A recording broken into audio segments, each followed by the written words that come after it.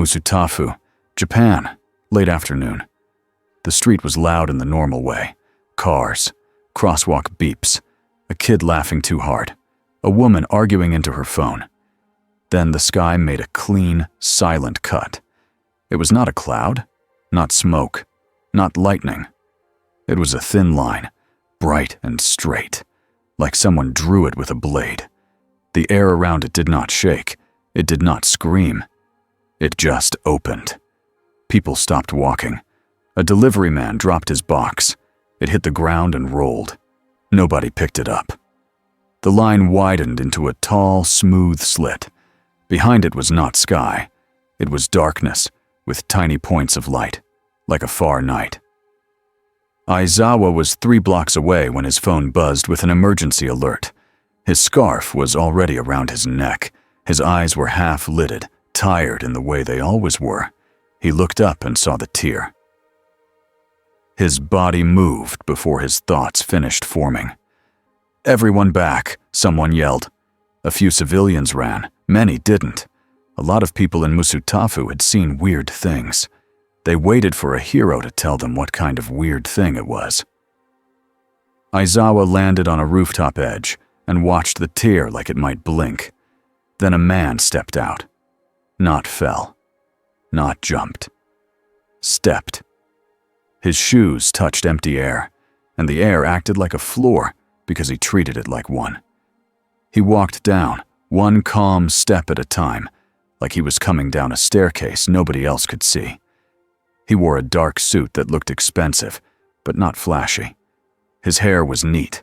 His face was handsome in a way that felt unfair. He did not look confused. He looked mildly amused. He reached the street and stopped in the middle of it. Cars slammed brakes. A horn blared. Then another. People screamed. The man sighed, like the screaming was louder than it needed to be. He looked to the nearest person, a teenage boy frozen in place with a shopping bag in one hand, and smiled. "What do you truly want?" the man asked. The boy blinked. "What?" The man tilted his head, patient, almost kind. "What you want? Really?" The boy's eyes flicked to the tear in the sky. His voice came out thin. I want to not die." The man nodded as if that answer made perfect sense. A simple and honest desire. Good. Aizawa dropped from the rooftop and landed between the man and the crowd. His capture scarf lifted slightly in the wind. His eyes sharpened. "Civilian evacuation," Aizawa said into his comm. "Unknown phenomenon, unknown individual. Keep people back." The man's gaze moved to Aizawa like a spotlight turning. "Oh," the man said. "A professional." Aizawa did not answer. He watched hands, posture, breathing. He searched for tells. The man had none. Aizawa's instincts screamed anyway, because the air around this person felt wrong. Not evil. Not good. Just like the rules were thinner near him. A scream cut through the panic. On the sidewalk, a petty villain used the chaos as a chance. He had metal spikes rising from his forearms, and he grabbed a woman by the collar. "Back off!" the villain shouted. "All of you! Give me your wallets! Give me—" Aizawa's scarf snapped out like a whip. The villain jerked, startled, and swung an arm. But the spikes never reached Aizawa. The metal in the villain's forearms twisted. Not slowly. Not like bending with force. It simply decided to change shape. The spikes flattened into smooth, harmless strips that dangled like ribbons. The villain stared at his arms. What did you—" The man in the suit took one step closer, and his voice was gentle. "What do you truly want?" he asked the villain. The villain shook his head, wild-eyed. "Power, money, I want—" "No," the man said, not angry, just certain. "That is what you think you want." The villain tried to pull back, but his shoes stuck to the pavement. The road itself held him in place, like glue that didn't exist. Aizawa felt his jaw tighten. That was not a quirk he recognized. It didn't even look like one. Aizawa's eyes went dry. He activated erasure, focusing on the man's face. For most quirks, this was instant. Flame would sputter. Hardening would soften. Transformations would fail. Nothing happened. The man's expression didn't change at all. Not even a flinch. His eyes met Aizawa's. Aizawa had stared down monsters. He had stared down Nomu. He had stared down death. This felt different, like staring at the ocean and realizing you were holding a paper cup. The man's smile widened a fraction. That will not work on me. Aizawa kept his gaze locked. Who are you? The man glanced back at the frightened woman, then at the villain stuck to the road, then at the crowd filming with phones. He spread his hand slightly, showing he carried no weapon. I'm a traveler, he said, and you are all terribly loud. The villain began screaming again, trying to rip his feet free. Let me go! Let me go! The man made a small motion with his fingers. Metal from a street sign nearby peeled away like it was soft. It flowed through the air, smooth and silent, and wrapped around the villain's torso in a neat, harmless cage. No cuts. No crushing, just containment. Then the man looked back at Aizawa like they were the only two people on the street. You asked who I am, he said. Here is the truth you can handle. I am not a quirk. Aizawa's comm crackled with voices. More heroes were coming. Sirens were closing fast. The tear in the sky began to narrow, like an eye slowly closing. Aizawa took a small step forward. Then what are you? The man's eyes flicked upward to the shrinking tear. Something cold and bored passed across his face, gone in a second. He looked back down. Someone who got lost, he said, and found a very interesting little world. He leaned closer, voice low enough that only Aizawa could hear. And if you are wise, the man said, you will not try to cage me. Aizawa didn't move. The tear in the sky snapped shut. And for the first time since he arrived, the man in the suit looked like he might be annoyed. Aizawa did not like being the first one on a scene like this. It meant he had to choose the first move. More heroes arrived within minutes. Kamui Woods anchored a perimeter, with wooden branches that formed barriers. Mutt Lady grew bigger to block traffic, shouting for civilians to back away. Police tried to control the flow, but everyone wanted to stare. The man stayed in the center of it all like a still point. He did not run. He did not attack. He did not panic. Aizawa kept his eyes on him and spoke into his comm again. Bring transport, Aizawa said. I'm taking him to UA. There was a pause on the line, then a cautious reply. On what authority? Aizawa's eyes narrowed. On the authority of keeping this from turning into a public disaster. The man in the suit chuckled, like he heard the whole thing. Aizawa hated that. They moved him with careful distance. Kamui Woods kept barriers up. Menta Lady stayed nearby, ready to respond if the man did something sudden. Police cars rolled into place. The man walked calmly beside them, hands in his pockets. At one point, a frightened child broke through the barrier and ran toward him, crying. The kid had dropped a toy in the chaos and couldn't find his mom. Aizawa's scarf snapped out to grab the child gently before he got too close. The man lifted a hand. Let him. Aizawa didn't. The man looked at the child, eyes softening. What do you truly want? He asked the boy. The boy sobbed. My mom. The man pointed across the street. The crowd shifted, and there she was, stuck behind two adults, reaching out with shaking hands. The boy jerked toward her. The adults moved aside fast. The mother grabbed her child and hugged him hard. Aizawa's stomach tightened. No one had told the man where she was. No one had signaled. The man had just known. Kamui Woods watched too, his wooden mask facing the man like a warning sign. The man gave Kamui Woods a polite nod, like they were both part of the same boring social event. "Good," the man said, as if the world had passed a small test. Aizawa did not answer. He guided the man toward the transport vehicle. On the ride, the man sat like he owned the seat. He looked out the window at Musutafu's buildings, signs and billboards. He seemed curious, but not impressed. Aizawa sat opposite him, scarf ready, eyes never fully leaving his face.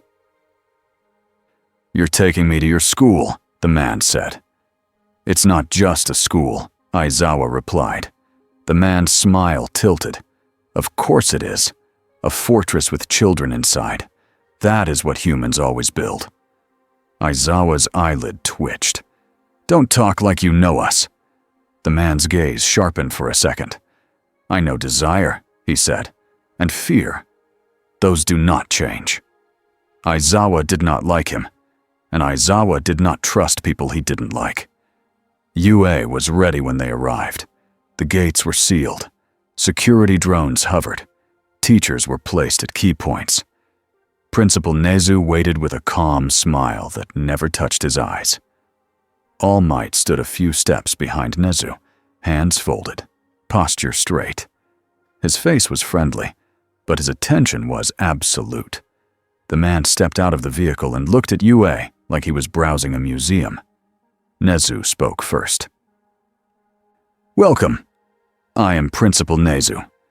The man looked down at him and smiled, the kind of smile that could be charming or dangerous depending on the day.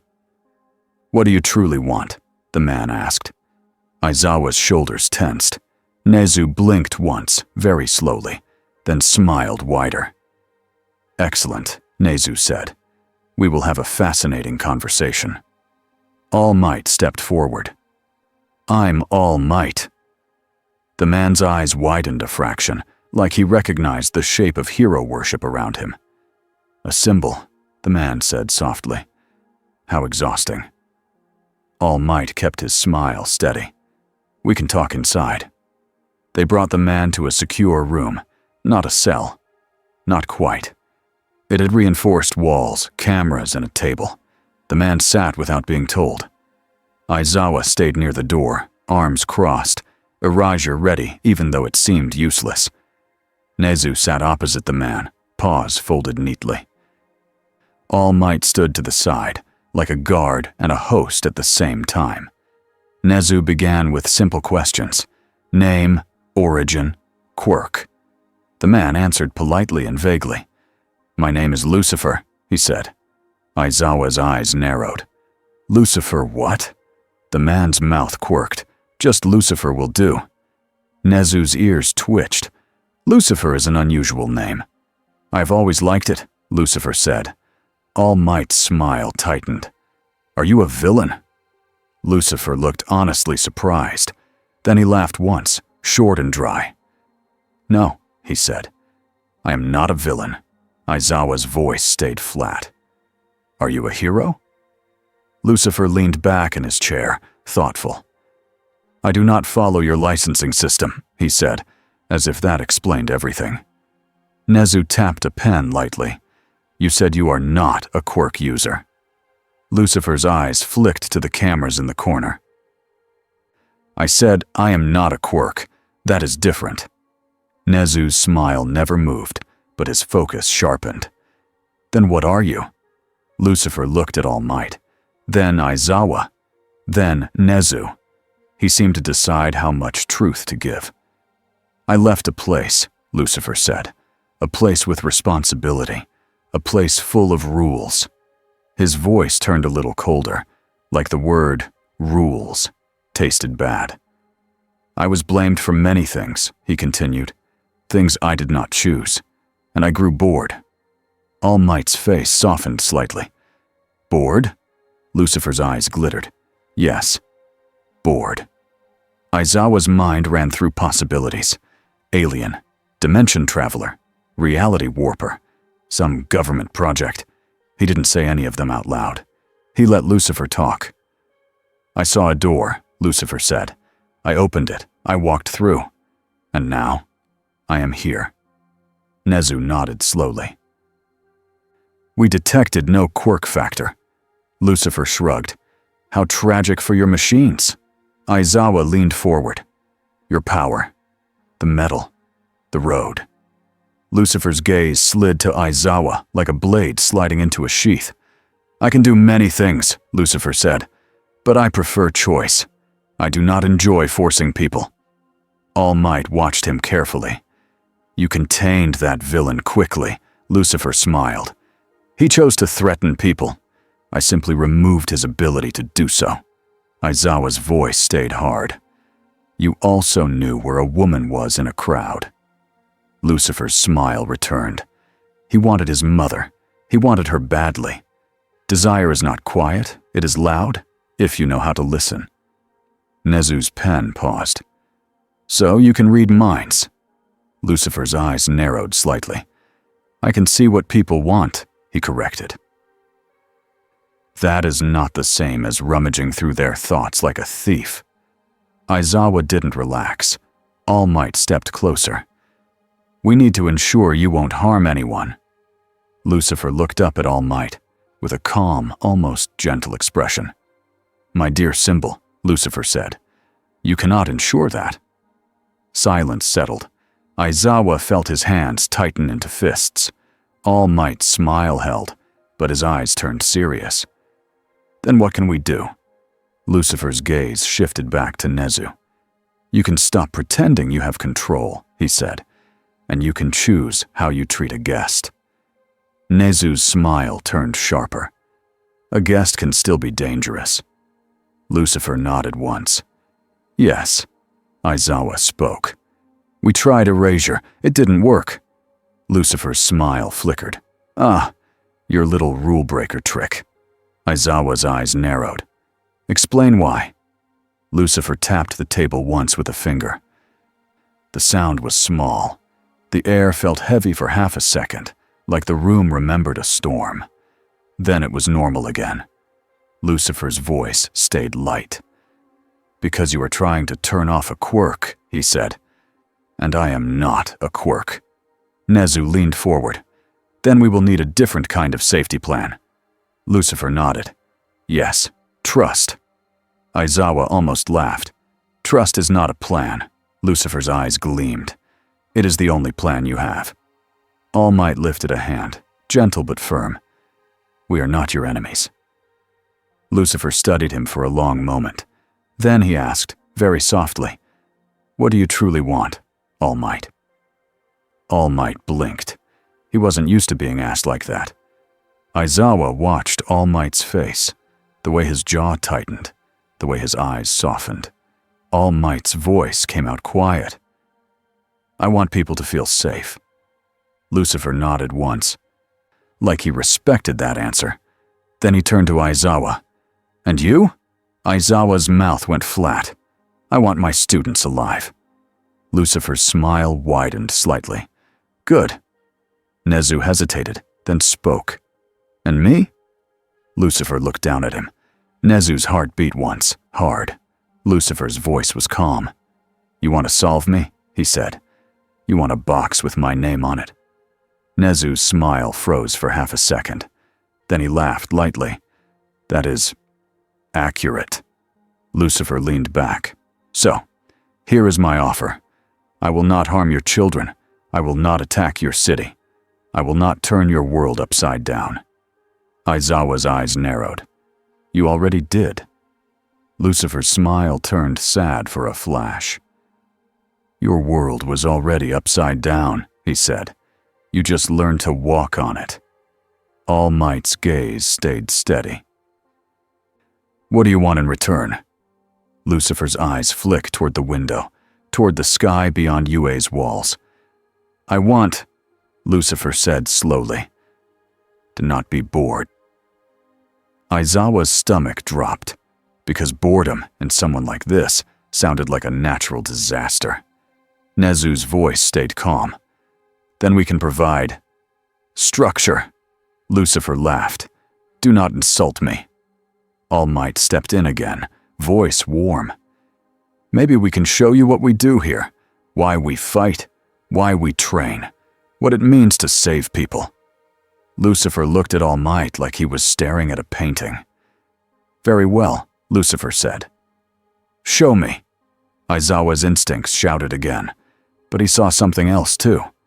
Lucifer didn't look like someone hunting for power. He looked like someone hunting for meaning. Nezu spoke, careful. "You will remain on campus under observation." Lucifer lifted a brow. "And if I walk away?" Aizawa's voice was blunt. "We'll try to stop you." Lucifer smiled, amused again. "Try." Aizawa hated him again. Nezu nodded, as if this was a normal meeting. "Then we have an agreement. You may stay as a guest consultant." Lucifer's smile turned bright. "A guest," he repeated. "Yes. That sounds nicer than prisoner." All Might offered a hand. Lucifer looked at it, then took it. The handshake felt normal. That made it worse. Deku did not see the sky tear. He was in class. He was trying not to stare at a crack in the wall that hadn't been there yesterday. UA got attacked so often that even the building carried scars. When the bell rang, he found Aizawa waiting outside the classroom with a serious look. "Midoriya," Aizawa said, "come with me." Quietly. Deku's stomach flipped. "Did I do something wrong?" "No," Aizawa said. "Just come." Deku followed, keeping his voice low. "Is there a villain?" "In a way," Aizawa replied. That did not help. They walked through halls with extra security. More staff. More cameras active. Deku's eyes darted. He could feel a tension in the air, like the school was holding its breath. Aizawa stopped outside a viewing window that looked into a training observation room. "Stay here," Aizawa said. "Do not go inside." Deku nodded fast. Inside the room stood a man in a suit. He was talking to All Might and Principal Nezu. He looked relaxed, like he belonged. Deku's eyes widened. He didn't recognize the man, but his body reacted anyway, because the man's presence felt heavy, even through glass, not like a villain's killing intent, not like All Might's heroic pressure. It was something else, something calm that didn't ask for permission. The man turned his head, as if he felt Deku watching. He looked straight at the window, straight at Deku, and smiled. Deku froze. The man's lips moved. Deku couldn't hear through the glass, but he read the words clearly. "What do you truly want?" Deku swallowed. He didn't know why, but his mouth answered anyway, silently. "To save people." The man's smile changed. It became smaller, realer. Like Deku had said something important. Aizawa stepped slightly in front of Deku. "Don't engage." Deku's voice was shaky. "Who is he?" Aizawa's eyes stayed on the man. "We don't know yet." Deku's thoughts raced. Not a villain. Not a hero. Not a student. Not a quirk. Then what? Inside, All Might was speaking with his calm teacher voice. Lucifer listened like he was being entertained. Nezu watched like he was taking notes in his head. And Lucifer, this stranger, kept looking toward the window like he knew Deku was there, even when he turned away. Deku felt a chill. Not fear, exactly. More like standing near a cliff and realizing there was no railing. That night, Aizawa wrote a new file. He had many files. Plans for villains. Plans for disasters. Plans for quirks that could end a city. This file felt different, because it wasn't about stopping someone. It was about surviving them. He listed facts. Subject calls himself Lucifer. Subject displays control over metal, matter, and space-like effects. Subject unaffected by erasure. Subject shows interest in desire and repeatedly asks questions about what people want. Subject shows restraint. By choice. Aizawa paused on that last line. Restraint by choice meant no guarantee. In the hallway outside, All Might stood quietly, listening to the distant sounds of students settling into dorms. Aizawa stepped out, shutting the file on his laptop. All Might's voice was low. "You don't trust him." Aizawa didn't bother lying. "No." All Might nodded. "Neither do I. Not fully." Aizawa looked at him. "Then why did you offer him a hand?" All Might's eyes softened. "Because he took it," he said. "That matters, even if it's small." Aizawa's jaw tightened. "Small won't save us if he turns." All Might's face darkened with a tired sadness. "I know," All Might said. "But sometimes the first step is all you get." Aizawa looked down the hall. At the far end, Lucifer leaned against a wall like he'd always been there, like he was waiting outside a club. He lifted 2 fingers in a lazy greeting. All Might stiffened. Aizawa's scarf rose slightly. Lucifer smiled. "You are both very loud," he said, voice calm. "Even when you say nothing." All Might took a careful breath. "Are you listening to us?" Lucifer shrugged. "I'm in your building. You're discussing me. It is hard not to notice." Aizawa's eyes narrowed. "What do you want?" Lucifer's smile widened. "Ah, finally. The correct question." He stepped closer. His shoes made soft taps on the floor. He stopped at a respectful distance, like he understood boundaries. Then he said, very simply, "Show me your world." All Might held his gaze. "We will. But you will follow our rules." Lucifer's eyes gleamed with humor. "Your rules," Lucifer repeated. "Yes, I keep hearing about those." Aizawa's voice was flat. "You don't like rules." Lucifer's smile turned sharp. "I dislike rules that pretend to be morality," he said, "but I enjoy agreements." All Might blinked. "Agreements?" Lucifer lifted a finger. "Consent," he said. "Clarity. Truth. Those are lovely." Aizawa didn't relax. Lucifer glanced past them, toward the dorms where students slept. "And no," Lucifer added, as if answering a thought, "I will not hurt your children." All Might's shoulders loosened a hair. Lucifer's gaze shifted to Aizawa. "Unless," he said lightly, "they try to hurt me first." Aizawa's voice stayed cold. "They won't." Lucifer's smile turned almost warm. "Good." Then he turned and walked away, as silent as he arrived. All Might let out a slow breath. Aizawa's hand stayed tight, because he understood something now. Lucifer wasn't asking for permission. Lucifer was offering a deal. And in that deal, the only real weapon UA had was the hope that Lucifer would keep finding them interesting. The first major attack came 3 days later. It started with silence. Cameras in the outer woods around UA blinked out one by one. Not smashed, not cut. Just dead. Like someone turned them off at the same time. Nezu noticed immediately. He was in his office, reading reports, when the screens went dark in a pattern. He didn't panic. He smiled. "Interesting," Nezu said softly, and pressed an alert button. All Might felt the change, too. A shift in the building's rhythm, like a heartbeat skipping. Aizawa was already moving before the alarms finished sounding. Teachers took positions. Students were directed into safe zones. The school had drills for this. Too many drills. Lucifer was in the courtyard when the first explosion hit the outer wall. It wasn't huge. It didn't destroy the barrier. It was a distraction. Smoke rose. Security drones swarmed. Then the real attack came. From below. The ground near one of the training fields cracked open, and something climbed out like it had been buried there. A Nomu. It was taller than a man. Muscles bulged. Purple skin stretched tight. Its eyes were blank. Then another. Then another. 3 Nomu, moving with ugly speed. Behind them came human villains in tactical gear. Not random thugs. Organized, calm, focused. Aizawa's eyes sharpened.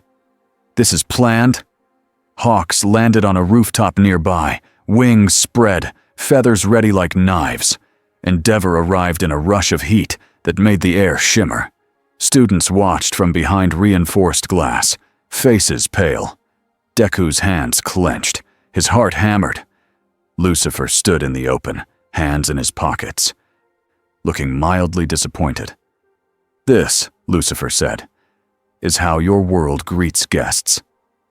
Aizawa didn't answer. He launched forward. His scarf snapped around the first Nomu's arm. He pulled hard, using momentum. The Nomu staggered. Aizawa's eyes flared with erasure, cutting off whatever quirks the Nomu carried.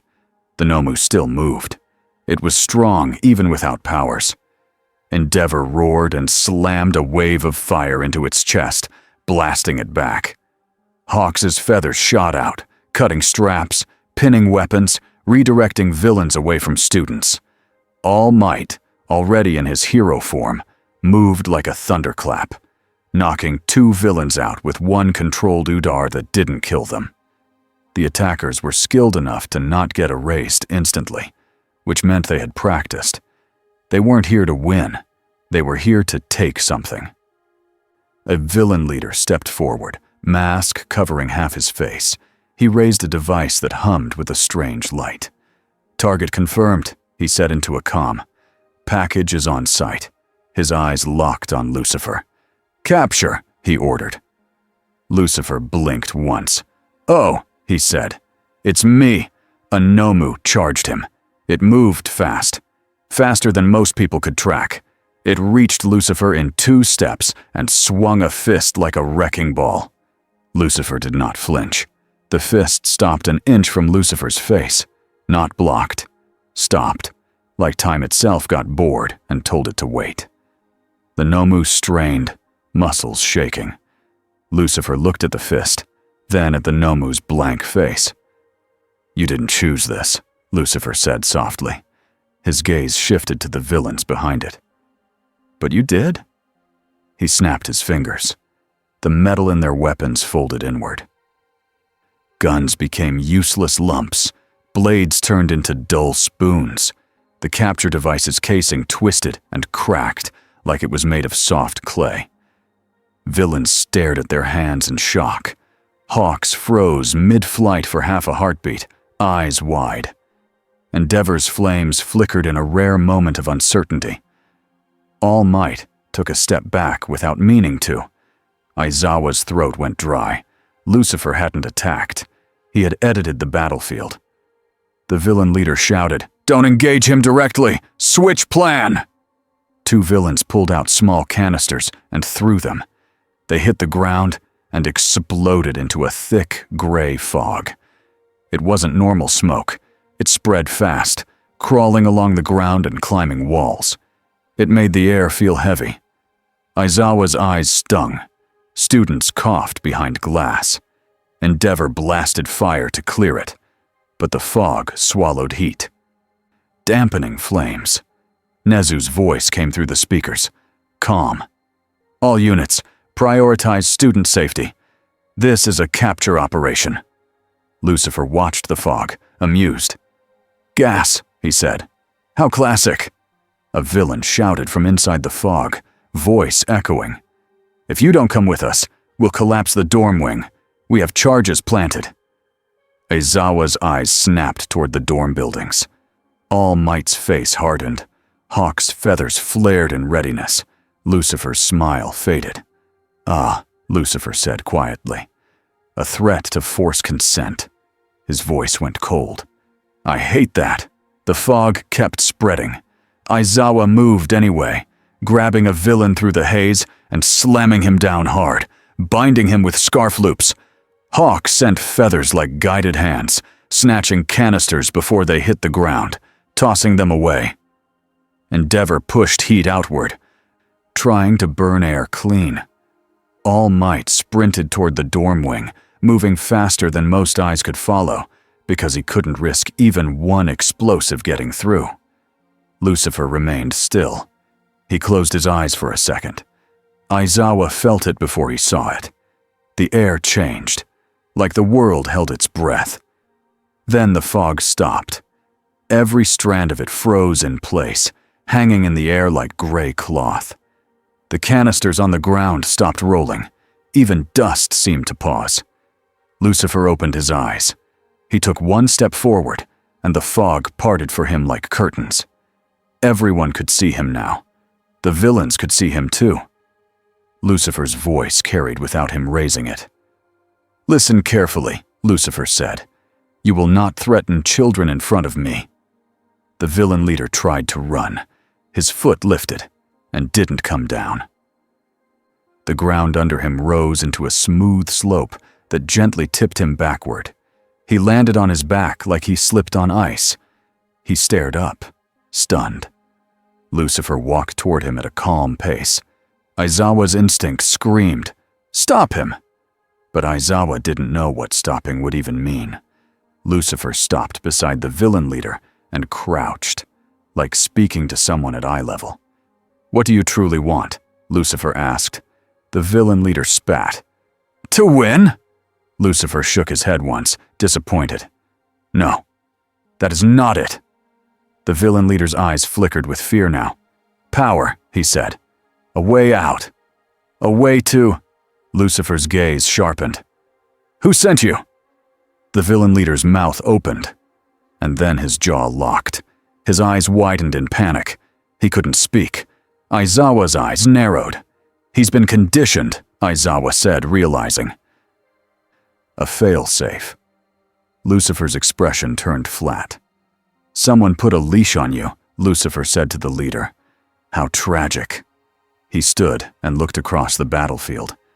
Nomu still strained against invisible stops. Villains still struggled to move. Hawks and Endeavor held position, unsure if moving would break something. All Might returned in a blur, carrying 2 blinking devices, explosives he'd found and disabled. He saw Lucifer standing calmly in the center of frozen fog and frozen enemies. All Might's smile was gone. His voice came out low. "You did this?" Lucifer glanced at him. "I prevented harm," Lucifer said, like it was obvious. All Might's jaw tightened. "You also took control of everyone here." Lucifer's eyes flashed with annoyance. "Your enemies came to kidnap me and threaten children," he said. "Do not moralize at me now." All Might held his ground. "We need them alive for answers." Lucifer's gaze returned to the villain leader. "Answers," he repeated. "Yes." He lifted a hand and flicked his fingers. The leader's mask snapped open like a latch released. Not broken. Opened. The leader gasped like he'd been underwater. Lucifer leaned in. "Try again," he said softly. "Who sent you?" The leader's lips trembled. His eyes darted as if he was fighting invisible chains. Then a voice spoke from a speaker embedded in the leader's gear. A calm voice, warm, almost friendly. "Hello," the voice said. "So you're the anomaly." Aizawa felt ice crawl up his spine. All Might's eyes widened. Endeavor's flames surged, then steadied. Hawks went still. Even the Nomu seemed to twitch at the sound, like trained dogs hearing a whistle. Lucifer's smile returned, slow and dangerous. "And you are?" Lucifer asked. The voice chuckled. "Someone with an interest in rare things," it said. "I believe you would call me a collector." All Might's teeth clenched. "All for one," he said. Lucifer tilted his head. "All for one," Lucifer repeated. "How greedy." The voice laughed again, unbothered. "Greed is just desire with honesty," it said. "Tell me, Lucifer, what do you truly want?" Aizawa's eyes narrowed hard. That phrase, that was Lucifer's phrase. Hearing it from the enemy felt like a hand reaching into a pocket. Lucifer's gaze turned sharp as a blade. "Oh," Lucifer said softly. "You've been watching." The voice continued, smooth. "Of course," it said. "Your arrival shook the board. I had to see what piece fell onto it." Lucifer's tone stayed calm. but the air around him tightened. I am not a piece. No, All for One's voice agreed. You are a shortcut. All Might stepped forward, anger in every line of him. You won't touch him? All for One's voice sounded amused. Touch? It said. I don't need to touch to change a world. Lucifer looked at the frozen villains and the frozen fog, like it was suddenly boring again. He asked, Did you truly think you could capture me? All for One's voice did not hesitate. Not today, it said. Today was a test. Hawks's eyes narrowed. A test of what? A test of restraint, All for One replied. A test of temperament. A test of whether you would kill to protect. A test of whether the heroes would accept your help, or fear it. All Might's fists clenched. Aizawa's mind raced. Data. They wanted data. Lucifer's smile grew, and it held no warmth now. You have good instincts, Lucifer said, but you are still thinking too small. All for One's voice stayed smooth. Perhaps, it said, but I only need to be patient. The speaker crackled. Aizawa saw tiny lights blink along the villain's collars and wrists. Brace, Aizawa shouted. He didn't know what it was, but he recognized a trigger. Lucifer moved first. He lifted a hand, and every blinking light stopped blinking. The tiny devices turned to dust, not exploded, not smashed. Dust, like they were never real. Silence fell. All Might stared. Endeavor's eyes widened in disbelief. Hawk swallowed hard. Aizawa felt his stomach drop again. He can just erase tech like it's a thought. All for One's voice returned, still calm. So you can prevent my fail-safes, it said. Good to know. Lucifer's eyes narrowed. You are not here, Lucifer said. This is distance, a puppet, a whisper. All for One's voice hummed. Correct, Lucifer smiled. Then you are a coward. The voice chuckled. Or careful, it said. Either way, you have shown me what I wanted. All Might's voice was hard. You're leaving. Of course, All for One replied. I would never stay at a party where the host can rewrite reality. Lucifer leaned closer to the speaker, voice quiet and sharp. Let me give you a gift, he said. All for One's voice paused, just for a breath. A gift! Lucifer's smile turned bright again, like a knife polished clean. Yes, Lucifer said. A truth. He spoke clearly, so everyone could hear. You want control because you are terrified, Lucifer said. You cannot stand a world that does not kneel to you. The speaker crackled. For the first time, the voice sounded a little strained. Then it laughed. Perhaps, All for One said. And you, Lucifer. You hate cages so much that you will burn down any system that tries to hold you. Lucifer's eyes flashed. Aizawa felt the air tighten again, like a storm pushing against a window. All Might took a careful step closer to Lucifer, not threatening. Anchoring. Lucifer looked at All Might. Just for a moment, his expression softened. Then he looked back at the speaker. All for One, Lucifer said. You may try your games. I will not be your toy. The speaker crackled again. Then we will see, it said, if you stay long enough. The connection cut out. The villains in the field suddenly jerked backward as smoke bombs detonated around them. A rescue team, their rescue team, pulled them through hidden tunnels and escape routes. Hawks launched forward, feathers slicing through smoke, but the exit sealed behind shifting panels and collapsing dirt. Endeavor blasted fire into the ground, but it only scorched the surface. The escape path was already gone. Aizawa chased until the tunnel ended in solid earth. He slammed a fist into the wall once, frustrated. All Might stood in the open field, breathing hard, watching the last of the smoke fade. They had saved the students. They had stopped the capture. But the enemy had still gotten what they came for. They had watched. They had measured. They had confirmed one terrible fact. Lucifer Morningstar was real, and he did not fit inside the world's rules. Lucifer turned, looking around at the damage with a bored frown. "Messy," he said. Aizawa walked back into view, eyes sharp. "They escaped because you let them?" Lucifer's gaze slid to him. "I stopped what mattered," Lucifer said. "No children harmed, no bombs, no deaths." Aizawa's voice was flat. "That's not an answer." Lucifer's smile returned, slow. "It is my answer," Lucifer said. All Might stepped between them, voice calm but heavy. "Lucifer," he said, "this world just saw you." Lucifer looked past the walls of UA, as if he could already hear the news, the fear, the rumors. He sighed. "Then your world will have to decide what it wants," Lucifer said. He glanced at All Might and asked, almost casually, "What do you truly want now, Symbol?" All Might didn't look away. "I want people to be safe," All Might said. Lucifer nodded once. "Then keep being worth believing in," Lucifer said. He turned his eyes to the distant sky, where the tear had once been. And for a second, Aizawa saw it. Not evil, not kindness, just something old, powerful, and dangerously tired. Lucifer spoke quietly, like he was talking to himself.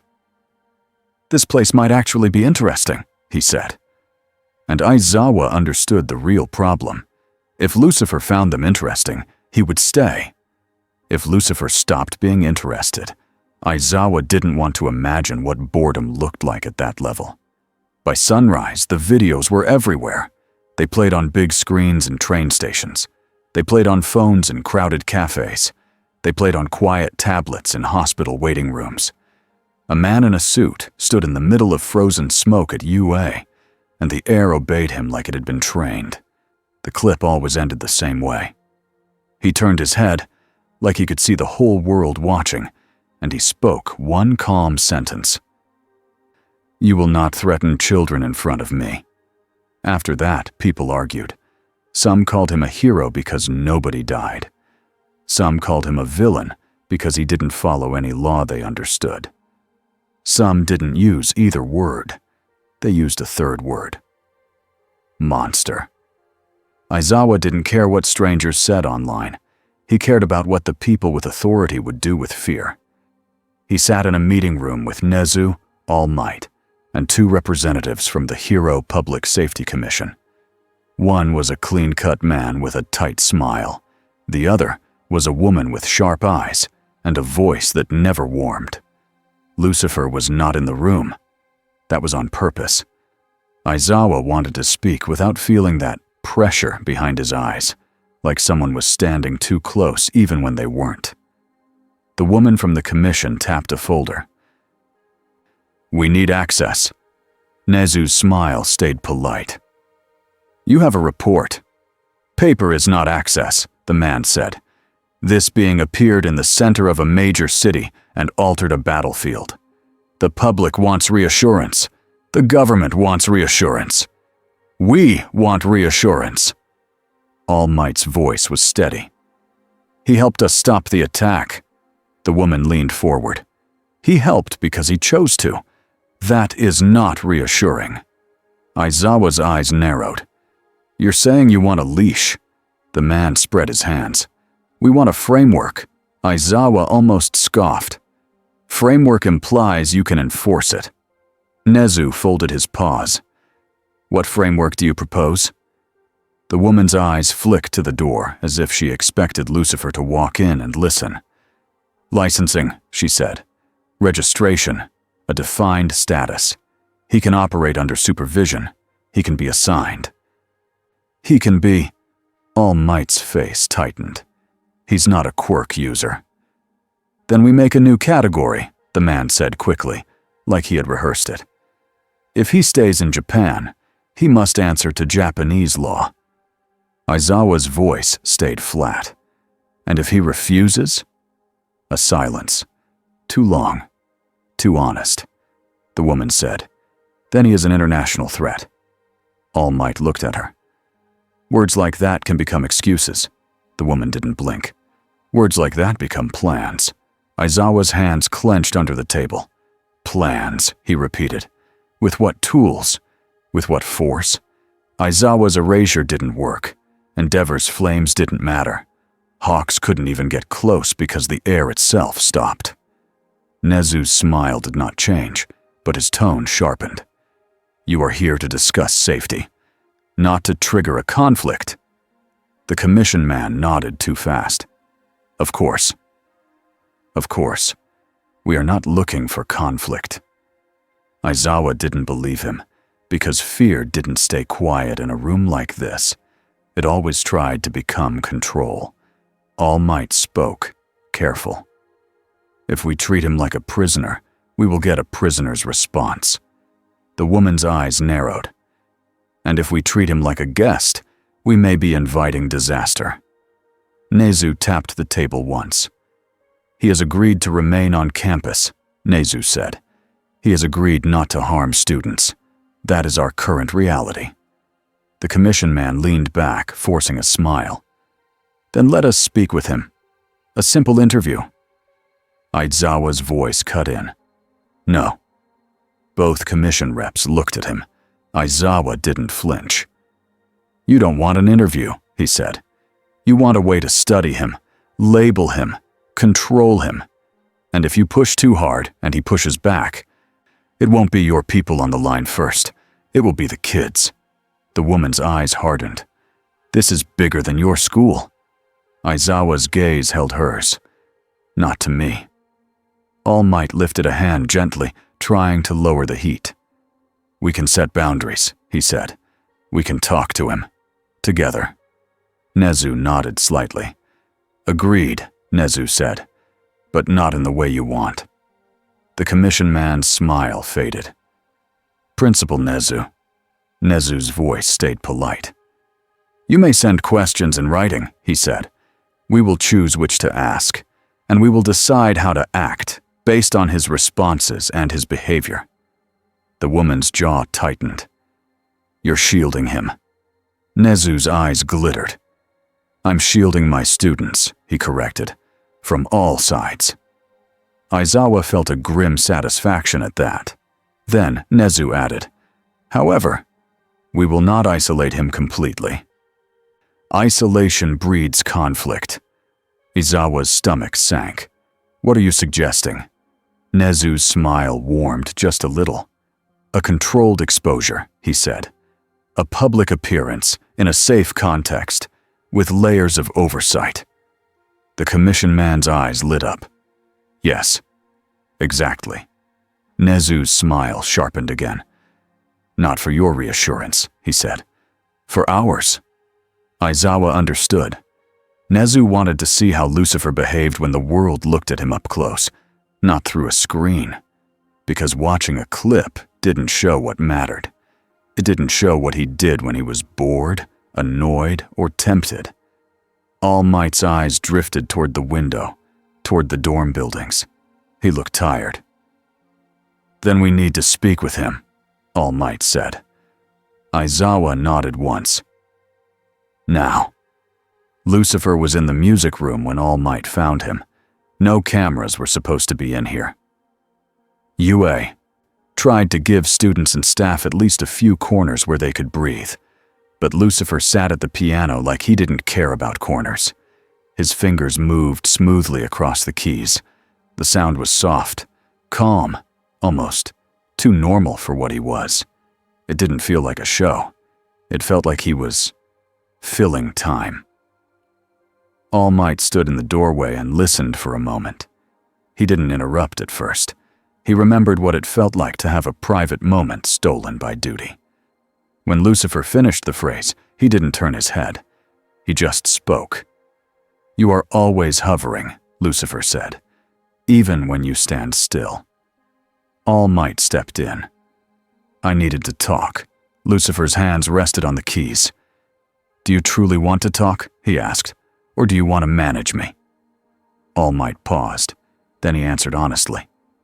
Both. Lucifer's mouth curved. Good, he said. Honesty is a relief. All Might walked closer, stopping at a polite distance from the piano. The public is afraid. Lucifer shrugged lightly. They should be afraid of many things. All Might's voice stayed even. They are afraid of you. Lucifer's fingers tapped one key softly. A single note rang out. And what do you want? Symbol of peace, Lucifer asked. All Might looked at him. I want you to be careful, he said. Not because you're weak, because you're strong. Lucifer's eyes flicked up. There was amusement there, but also something harder. You think I don't know I'm strong? Lucifer asked. All Might didn't look away. I think you know, he said, but I don't think you understand what it means in a world like this. Lucifer leaned back slightly on the bench. Explain. All Might took a breath. Simple words. 5th grade simple. He forced himself into that lane. In this world, All Might said, power is common. People are born with it. So we built rules around it. Not perfect rules, but rules. Lucifer's smile twitched. Rules, he repeated, like it was a joke. All Might continued. When someone uses power without rules, people get scared. And when people get scared, they do desperate things. They call you a villain. They try to trap you. They try to attack you first. Lucifer's gaze sharpened. So you fear your own people, he said. All Might's shoulders lowered a little. I fear what fear can do, he said. Lucifer considered that. His voice softened. Barely. That is reasonable, he said. All Might stepped closer, careful. You stopped those villains, he said. You saved people. I respect that. Lucifer's eyes gleamed. Respect, he said. You are trying to build a bridge. All Might didn't deny it. Yes, he said. Lucifer looked away toward the dark window. For a moment his face looked tired. Not sleepy. Tired. Old tired.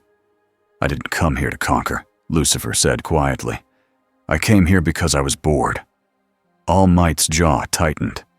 That word again. Lucifer turned back.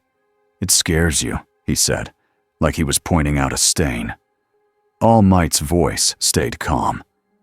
Yes, he admitted, because boredom in you could mean disaster.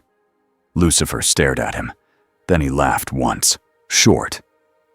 You are brave, Lucifer said. You are the first person here who speaks to me like I'm a person and a storm at the same time. All Might exhaled slowly. Will you help us keep people safe? Lucifer's eyes narrowed slightly. I already did. All Might pressed. Will you keep doing it? Lucifer's mouth tilted. That depends, he said. All Might waited. He didn't push. He had learned how to give someone space without giving up. Lucifer said, Show me your system. All Might blinked. Our system? Your justice, Lucifer said. Your rules, your hero laws, your punishments, your excuses. All Might felt the danger in that request. It sounded like curiosity. It could become judgment. Why? All Might asked. Lucifer's eyes fixed on him. Because this world pretends it can balance power and morality with paperwork, Lucifer said. I want to see if it is true. All Might chose his words carefully. You want to test us? Lucifer smiled. Everyone tests everyone, he said. You tested me with your erasure, your scans, your meetings behind closed doors. All Might's face tightened slightly. Fair. Lucifer stood from the bench. His suit was perfect, like he didn't know what sweat was. Bring me to the place where your heroes become heroes, Lucifer said. Bring me to the place where your villains become villains. All Might's stomach sank again, because if Lucifer went digging in that ground, he might find things that even All Might hated. and Lucifer's way of fixing things could be terrifying. "All right," All Might said carefully, "but not alone, and not without boundaries." Lucifer's eyes gleamed. "An agreement," he said. All Might nodded. "An agreement." Lucifer stepped closer. "Then we begin with one rule," he said. "You will not lie to me." All Might held his gaze. "I won't." Lucifer smiled, satisfied. Outside the music room, Aizawa watched from the end of the hall, face hard. All Might met his eyes. Aizawa's look said, "This is dangerous." All Might's look answered, "So is doing nothing." Lucifer walked past Aizawa as if Aizawa was a signpost. Then Lucifer paused and glanced sideways. "What do you truly want, Eraserhead?" Lucifer asked lightly. Aizawa's voice was flat. "For you to leave." Lucifer's smile widened. "Honesty," he said. "Refreshing." Then he walked on.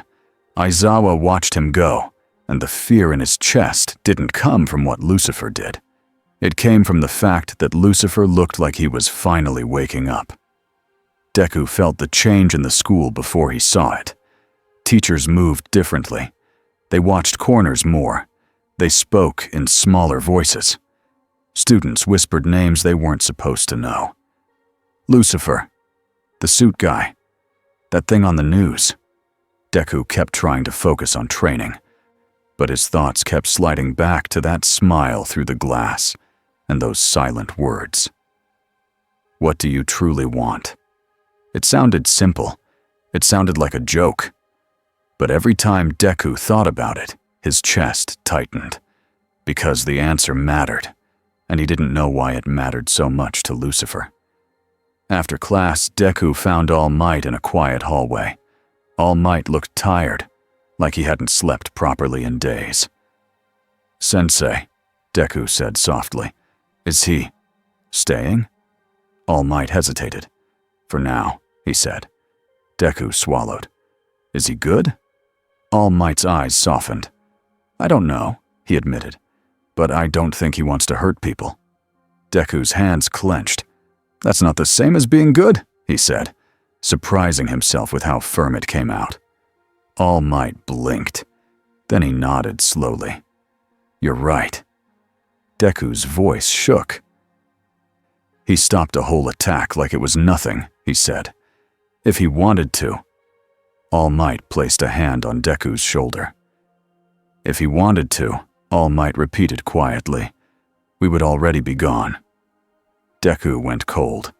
All Might's hand stayed steady.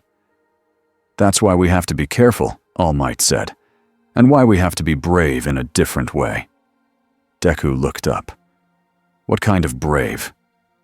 All Might's gaze turned distant, like he was remembering old battles and old mistakes. "The kind where you speak to someone powerful without trying to control them," he said. "The kind where you guide without pushing."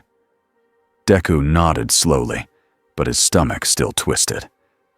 Because he had a feeling Lucifer didn't want guidance. He wanted an answer. And this world's answers were messy. All for One watched the news from a dark room filled with quiet machines. He didn't need a screen. He liked screens. He liked how humans thought screens were safe. He liked how they forgot someone else might be watching too. He replayed the footage of frozen fog and dusted fail-safes. He listened to the words. "You want control because you are terrified." All for One smiled. "You're sharp," he murmured. "That's good." Across from him, Shigaraki slouched in a chair, scratching at his neck. His eyes were red-rimmed and angry. "Why didn't you take him?" Shigaraki snapped. "Why are we doing tests? Just bring him in." All for One's tone stayed gentle. "Because he is not like the others," he said. "He is not a quirk. He is not a man we can steal from easily." Shigaraki's fingers scraped harder. "So what? We can still break him." All for One's smile widened. "Can we?" he asked calmly. "You saw what he did. He didn't fight. He rearranged reality. Shigaraki leaned forward. Then we hit him where he cares.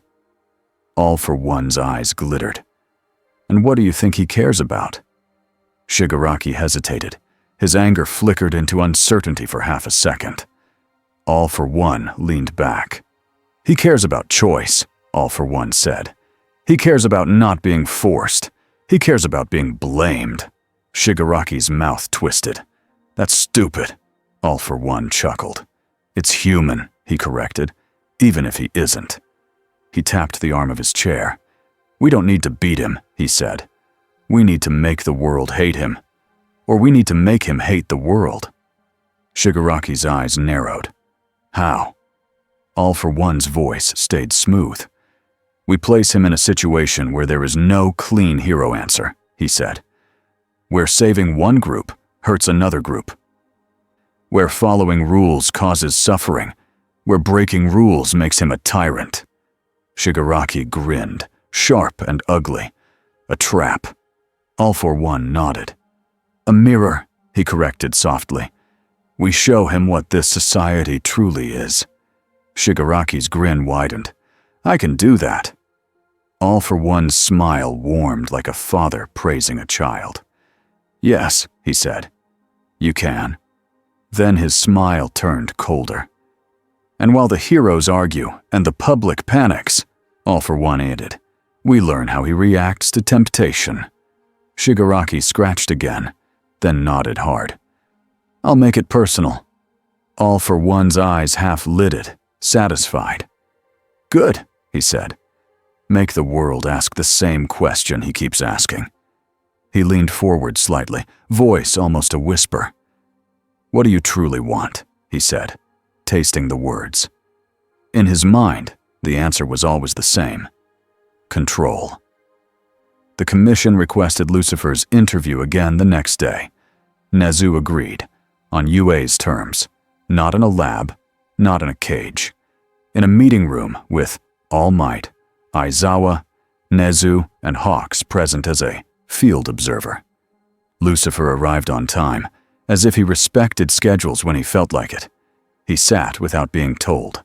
The commission woman kept her spine straight. The man kept his smile tight. We appreciate your cooperation, the man began. Lucifer's eyes flicked over him. Do you? Lucifer asked. The man's smile faltered. Yes, he said, pushing through. We want to clarify your status in Japan. Lucifer leaned back. Status, he repeated. You want a label? The woman's eyes narrowed. We want accountability. Lucifer smiled. That's a prettier word. The man opened a folder. We have a proposal, he said. A special provisional hero license. Lucifer raised a hand gently. The man stopped speaking. Not because magic forced him, because the room felt suddenly heavy enough that speaking seemed like work. Lucifer's voice stayed calm. What do you truly want? He asked the man. The man blinked, his mouth opened, then closed. He swallowed. Aizawa tensed. Hawk's eyes sharpened. All Might watched, careful, ready to step in if this became coercion. Lucifer tilted his head, as if he noticed their tension. He lowered his hand. The room's weight lifted. The man let out a breath, embarrassed. Lucifer smiled politely. Consent, Lucifer said. If you don't want to answer, you don't have to. The woman from the commission stared. You're playing games. Lucifer's smile vanished. No, he said. You are. Aizawa spoke, voice hard. Answer the question. Lucifer looked at him. Which one? Why are you here? Aizawa said. Lucifer paused. He seemed to choose his truth carefully. I walked through a door, Lucifer said. Now I am here. That's the physical answer. Aizawa didn't blink. And the real answer? Lucifer's eyes flicked toward All Might, then toward Nezu. I wanted something to matter, Lucifer said quietly. I wanted a world where power didn't feel like a prison. The commission man jumped on that. Then join us, he said. We can give you legal freedom, public trust, resources. Lucifer's eyes narrowed. You can give me a badge, he said. You cannot give me freedom. The woman leaned in. If you operate in Japan, you will follow Japanese law. Lucifer smiled, sharp. And if Japanese law is cruel, he asked. The woman's jaw tightened. Law is law. Lucifer's gaze turned cold. That, he said softly, is how monsters are born. All Might's voice came in, calm but firm. We can improve laws, he said. We can change systems. Lucifer looked at him. Something in his eyes softened. Yes, Lucifer said. You can. Then he looked back at the commission reps.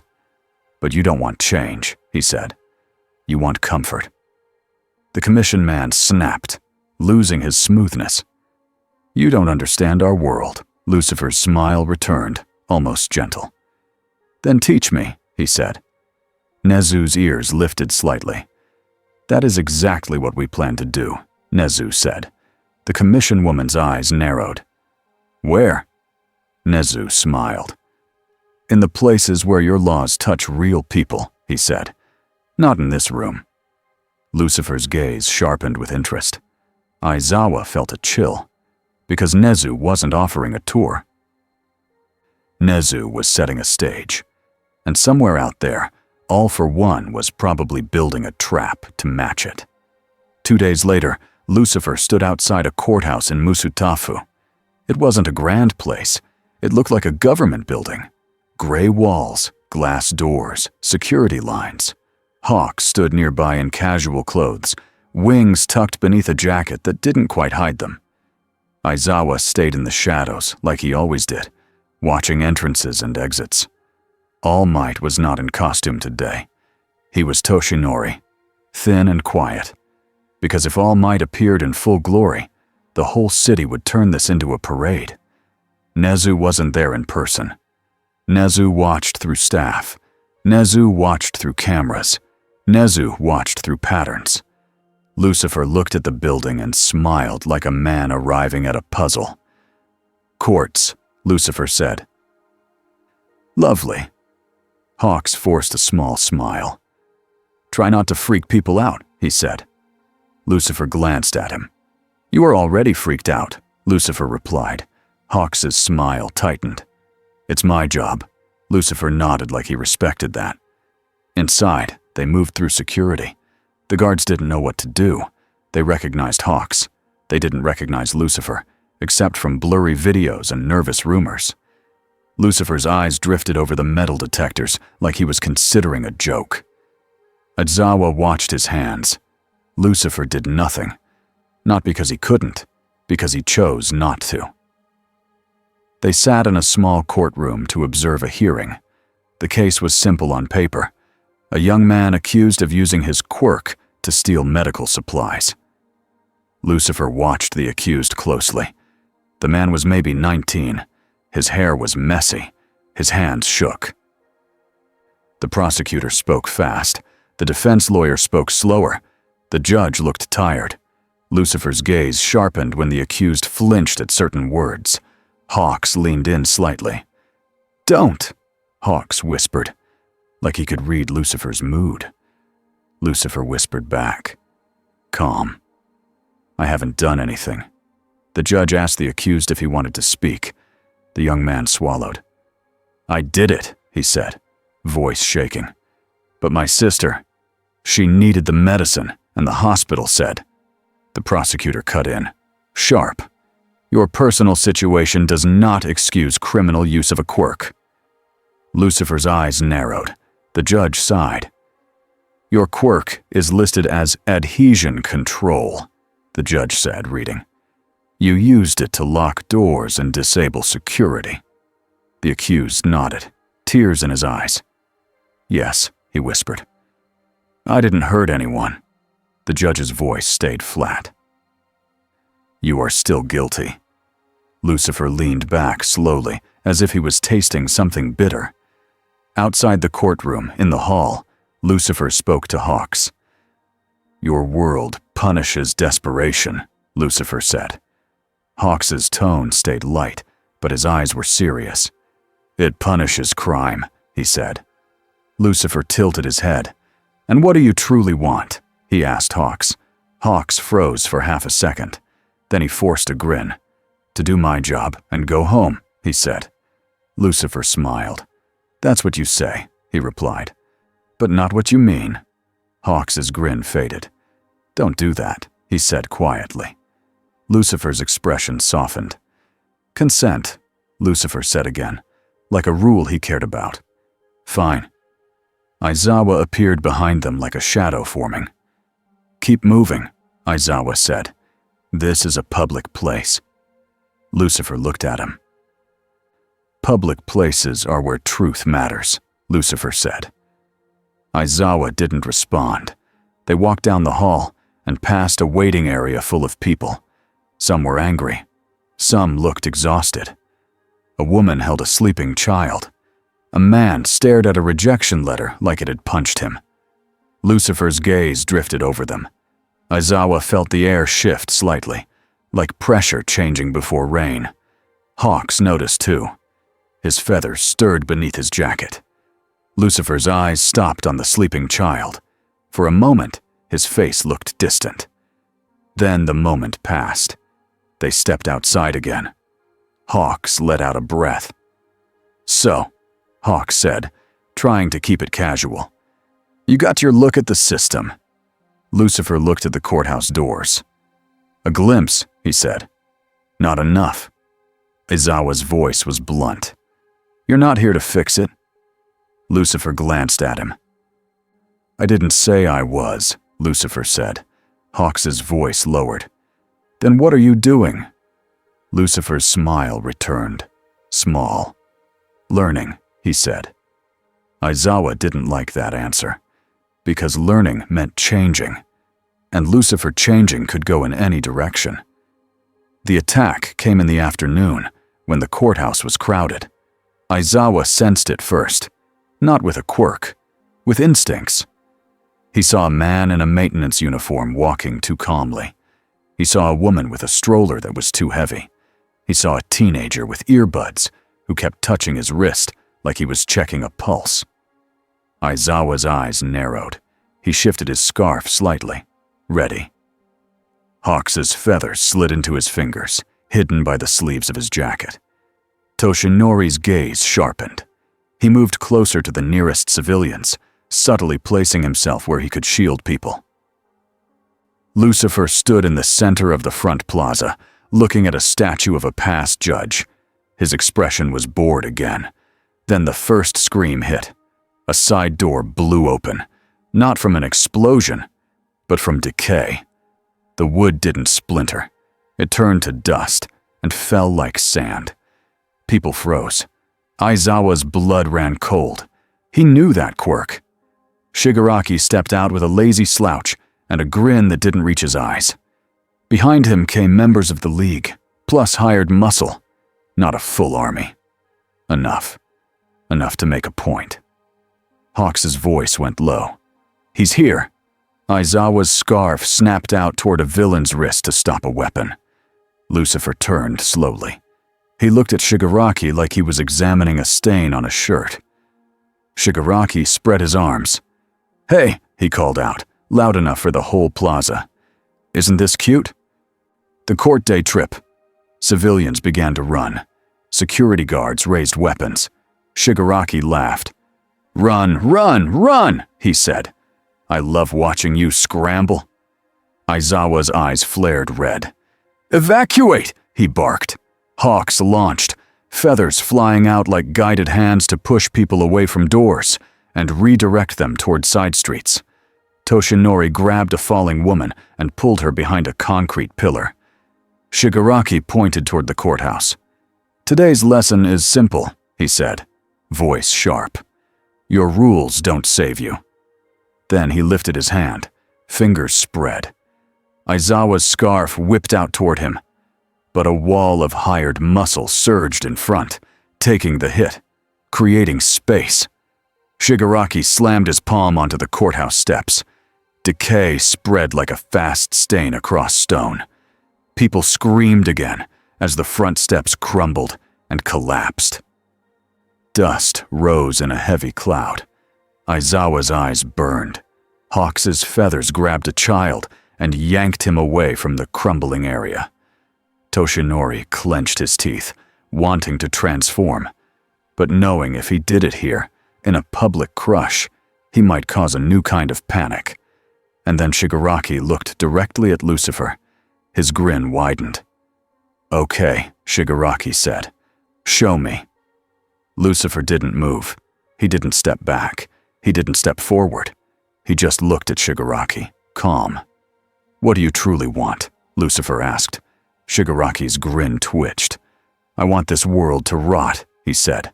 "I want them to feel it. I want—" Lucifer's eyes narrowed slightly.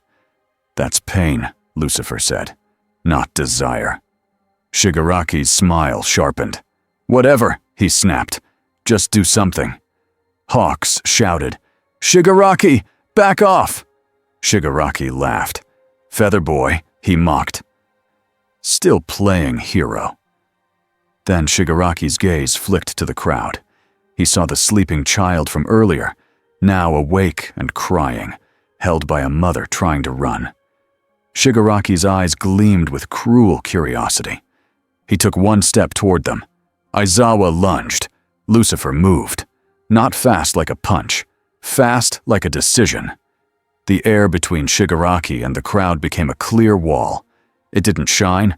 It didn't glow. It was just there. Shigaraki's hand hit it, and he recoiled like he'd slapped steel. He stared. "What is that?" he hissed. Lucifer's voice stayed calm. "A boundary," Lucifer said. Shigaraki's face twisted. He pressed his palm again, trying to decay it. Nothing happened. Decay crawled over the surface like water on glass and slid off, harmless. Aizawa's breath caught. "It's not matter," he muttered. "It's—" Lucifer glanced at him. "It's mine," Lucifer said simply. Shigaraki snarled and backed up, shaking his hand as if it hurt. Then he laughed again, a sharp, angry sound. "Okay," he shouted. "So you really are cheating." Hawk's feathers pinned two hired villains to the ground. Aizawa bound another with his scarf. Toshinori moved like a ghost through the crowd, directing people to safer streets. But Shigaraki wasn't here to win the plaza. He was here to force a choice.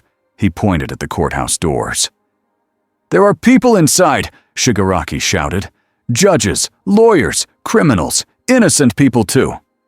Aizawa's stomach dropped. "Some of them," Shigaraki continued, voice loud, "are people your precious system threw away." Hawks's eyes narrowed. "This is a setup." Shigaraki grinned wider. "No kidding."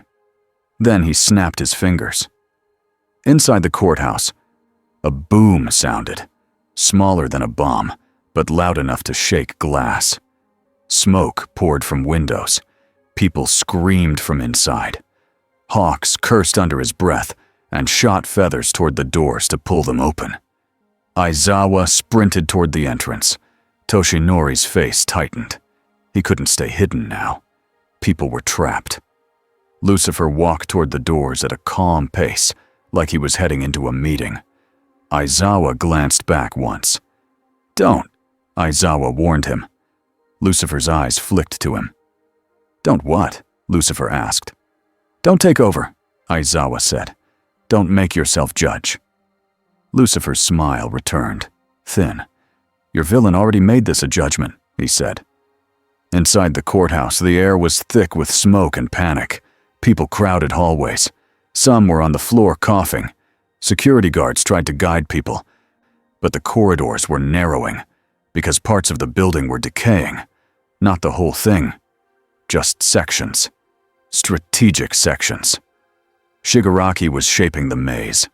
Hawks's feathers moved like hands, pulling people upright, dragging them away from collapsing areas.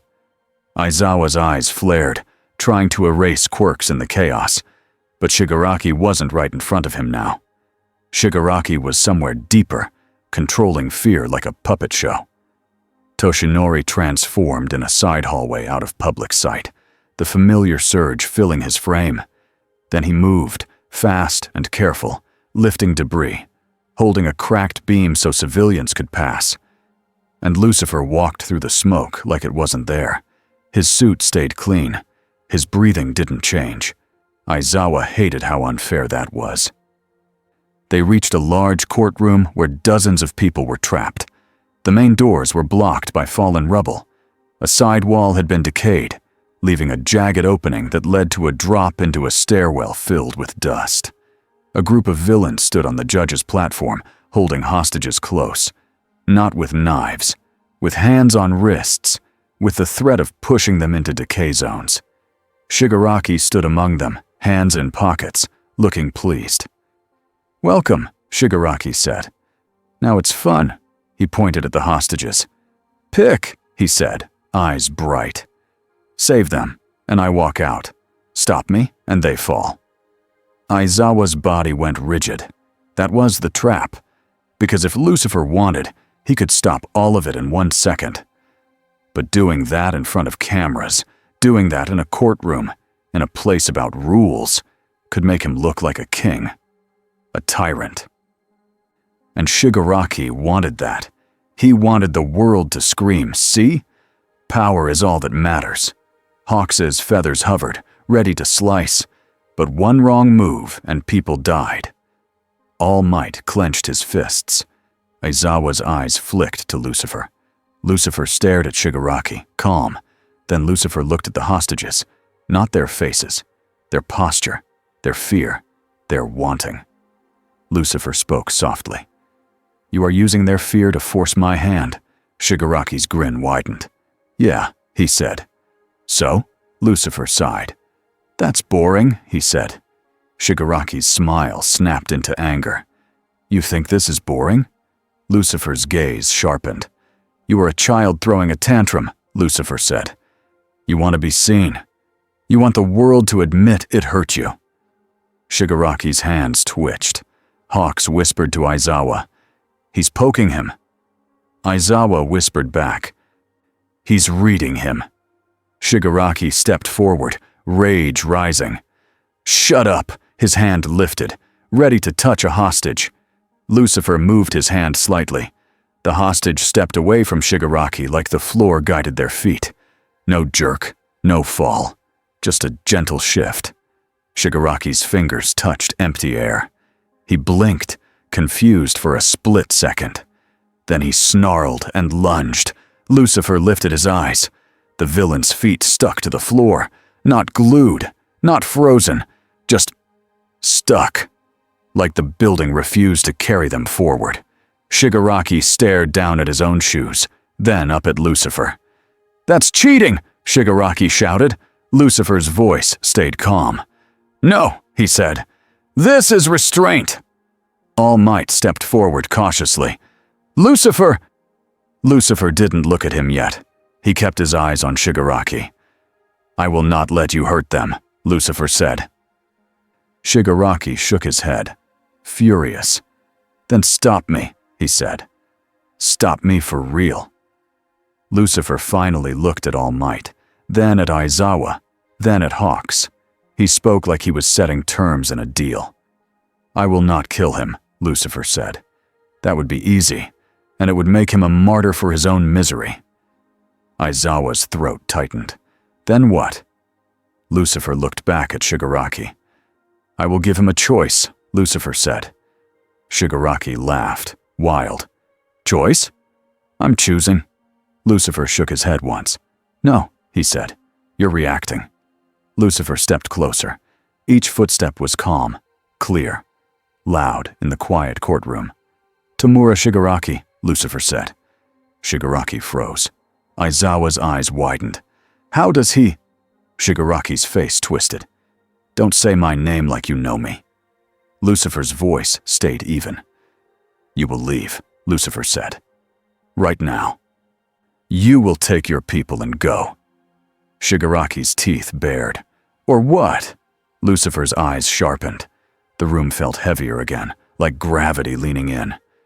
or you will choose to harm again, Lucifer said.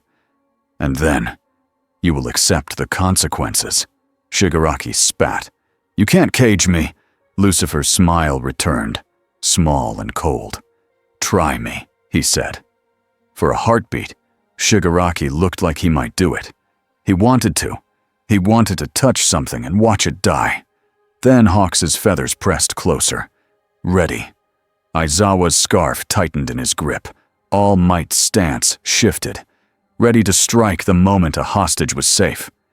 Shigaraki's eyes flicked around and he realized something. He wasn't in control of the moment anymore. He hated that. So he did what he always did when he hated that. He tried to break the game. Shigaraki lifted his hand and slammed it down onto the floor. Decay surged outward, fast. It raced toward the hostages, toward the heroes, toward everything. Lucifer did not flinch. He simply said, "No." The decay hit an invisible line and stopped, like it hit the edge of a glass bowl. It crawled along the line, searching for a way around. There was no way around. Shigaraki stared, breath quick, eyes wide with rage. Lucifer's voice stayed calm. "There," Lucifer said. "Now you have chosen." Shigaraki screamed and tried again, pressing both hands down, trying to force it. Lucifer lifted his hand once, and the air around Shigaraki folded, not crushing him, not hurting him, folding space into a clean, smooth box around him. Clear walls, no seams, no door. A prison made from the world's own refusal. Shigaraki slammed his fists against it. The sound was dull. He pressed his palm to the wall, trying to decay it. Nothing. His eyes went wild. Aizawa's breath caught. All Might stared, stunned. Hawk swallowed hard. "That's..." Aizawa finished it in his head. "A cage we can't copy." Lucifer turned away from Shigaraki like he was done with him and looked at the other villains. "Leave," Lucifer said. Some tried to run. Their feet still wouldn't move. Lucifer sighed, almost annoyed. "Fine," he said. The floor under them tilted gently, like a slow slide. It guided them toward the hallway, away from hostages, away from civilians, toward Aizawa's capture scarf and Hawk's feathers and All Might's fists. It wasn't violent. It was absolute. Within seconds, the hostages were free. The villains were bound. The air cleared. People stared at Lucifer like he had just rewritten what hero meant. A judge, shaking, looked up from behind the bench. Who are you?" Lucifer met his eyes. Lucifer smiled, and for a moment, it looked almost kind. "Someone who dislikes coercion," Lucifer said. Outside, police and heroes flooded the area. Cameras caught everything. People screamed questions. Shigaraki's clear prison sat in the middle of the courtroom like a trophy and a warning. Aizawa stepped close to Lucifer, voice low. "You can't keep that forever," he said. Lucifer glanced at him. "Can't I?" Lucifer asked. Aizawa's jaw tightened. "If you do, you become the system," he said. "You become judge." Lucifer's eyes narrowed slightly, like Aizawa had touched a nerve.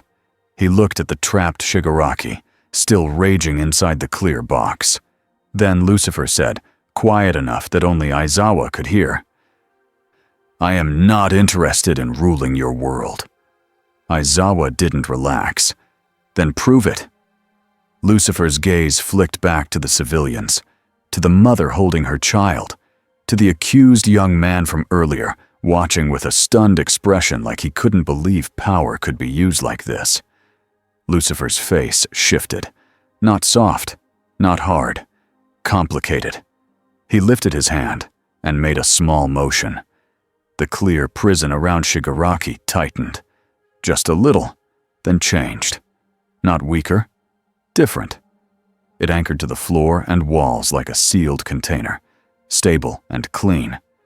It was no longer Lucifer holding him. It was Shigaraki contained. Aizawa didn't fully understand the difference, but he felt it. Like Lucifer had chosen to make it less personal, less like a king's whim, more like a consequence. Lucifer looked at Aizawa again. "I gave him a choice," Lucifer said. "He chose." Aizawa's voice was low. "And now what happens to him?" Lucifer's smile returned, thin. "Now," he said, "your system must decide what it truly wants." Outside, the sirens and shoutings grew louder. The commission would be watching. The public would be watching. All for One would be watching. And Lucifer Morningstar, guest, anomaly, not a quirk, stood in the center of it all like a question nobody could dodge anymore. The city learned Lucifer's name in pieces, not from a press conference, not from a hero report, from whispers, shaky phone videos, and one courthouse clerk who swore the man in the suit smiled at a judge like they were old friends. A week after the courthouse attack, Musutafu felt different. Villains still existed. Crimes still happened. People still fought and argued and hurried through the rain. But the usual big crimes slowed down near UA and the courthouse area. Not because the police suddenly got perfect, because criminals started asking each other one nervous question. "Is he around?" Hawks heard it in the streets first. He flew low over a neighborhood, wings tucked, hood up, trying to look like just another guy on a rooftop. Below, a small group of thugs stood outside a closed shop, arguing about whether to break in. One of them glanced up at the sky, then at the shadow between buildings. "No," the thug muttered. "Not today. I'm not dealing with the suit." The group scattered like pigeons. Hawks didn't relax. Fear made people avoid trouble, yes. But fear also made people do dumb things later. He landed on a balcony and checked his phone. 3 new messages from the commission, all marked urgent. He didn't open them yet. He already knew what they would say. Control him. License him. Use him. Or if they couldn't, remove him. Hawks exhaled slowly and flew toward UA. He had a report to give, and a bad feeling he couldn't shake, because the world wasn't just reacting to Lucifer.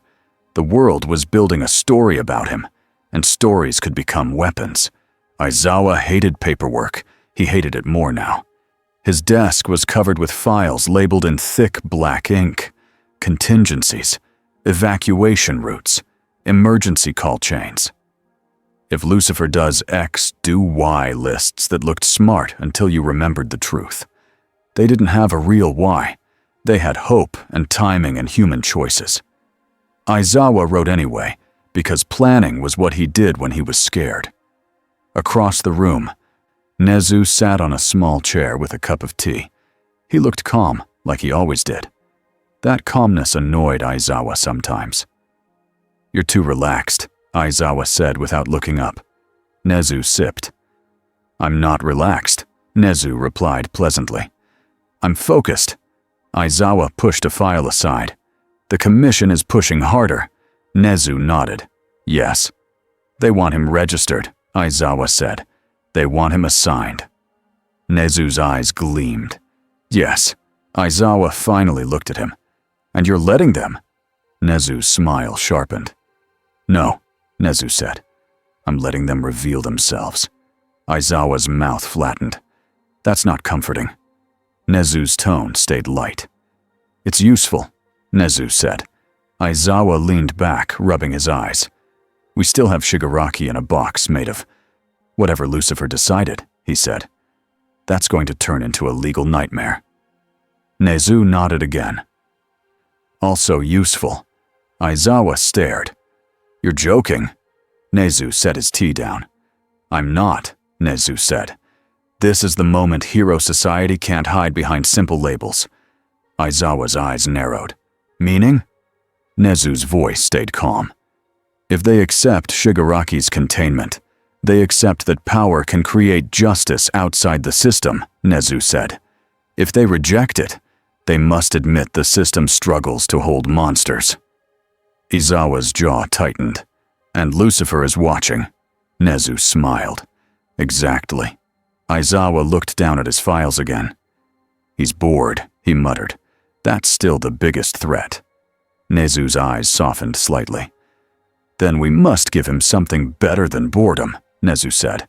Not control, not flattery. Meaning. Aizawa frowned. How do you give meaning to that? Nezu's smile returned. By being honest, he said. Aizawa didn't answer. Because honesty was hard in a world built on fear. Then the door opened without a knock. Lucifer Morningstar walked in like he owned the hallway. Aizawa's hand twitched toward his scarf. Lucifer didn't look at the scarf. He looked at the stack of files. My, Lucifer said, amused. A bedtime story. Aizawa's voice was flat. This is planning. Lucifer stepped closer, reading a page without touching it. His eyes moved fast. If subject alters gravity in dorm wing, Lucifer read aloud, smiling. You think I'm going to play with your children's bedrooms? Aizawa's stare didn't flinch. I think I can't assume anything. Lucifer's smile faded a little. Fair, he admitted. Nezu folded his paws. We were just discussing the commission, Nezu said. Lucifer's eyes brightened with interest. Ah, he said. The people who want a leash. Aizawa's mouth tightened. They want accountability. Lucifer looked at him. Do they? Lucifer asked. Or do they want comfort? Aizawa didn't answer. Lucifer turned to Nezu. I assume they've called me an international threat by now. Nezu's smile didn't change. They have, Nezu said. Lucifer sighed like he was bored again. Predictable, he muttered. Aizawa leaned forward. We need to talk about Shigaraki, Aizawa said. Lucifer's gaze shifted, sharp. Do you? Lucifer asked. Or does your system? Aizawa held his eyes. Both. Lucifer smiled. Good, he said. Honesty again. He walked to the window and looked out at UA's grounds, where students trained in the distance, tiny figures running drills, like their world still made sense. I will not keep him forever, Lucifer said quietly. Aizawa's chest eased a fraction. Lucifer glanced back. Not because I can't, he added. Because I won't. Nezu nodded. Then we need a plan to transfer him safely to Tartarus, Nezu said, using the name like a simple fact. Lucifer's eyebrows lifted. Tartarus, he repeated. Your deep cage. Aizawa's voice stayed blunt. It's the only place built for him. Lucifer turned fully now. Built for him, Lucifer said. Or built for what you fear he represents. Aizawa's eyes narrowed. He kills people, Aizawa said. He destroys families. Lucifer's expression cooled. Yes, he said. And your world created him as well. Aizawa's jaw clenched. That's not an excuse. Lucifer's gaze sharpened. I didn't say it was, he said. I said, it's part of the truth. Nezu's tone stayed careful. Will you cooperate with the transfer? Nezu asked. Lucifer paused. Then he nodded once. Yes, Lucifer said. On terms. Aizawa's face tightened. Terms, he repeated. Lucifer smiled. Agreements, he corrected. Consent, clarity, truth. He lifted a finger. 1. You will not parade him as a trophy, Lucifer said. 2. You will not use his capture to sell fear to the public. 3. You will not pretend your system is perfect because a stronger being solved a problem for you. Aizawa stared. You can't enforce that. Lucifer's smile returned. Thin. I can, he said simply. Aizawa felt his stomach drop again. Nezu's eyes gleamed. And what do you want in return? Nezu asked. Lucifer looked past them, toward the sky. I want to see what your world truly chooses, Lucifer said. When it has a chance to choose. Aizawa's voice was hard. You're still testing us. Lucifer's gaze slid back to him. Everyone is always tested, he said. The question is whether you learn. Aizawa didn't like it, but he couldn't deny it. Because without Lucifer, Shigaraki might have walked out of that courthouse laughing. Lucifer turned away again. "Bring your commission," he said lightly. "I want to hear what they truly want." Aizawa's eyes narrowed. "That's going to make things worse." Lucifer's smile widened. "Or better," he said. "Depends on their honesty." The transfer happened on a cloudy morning, not in the middle of a city, not in front of screaming crowds.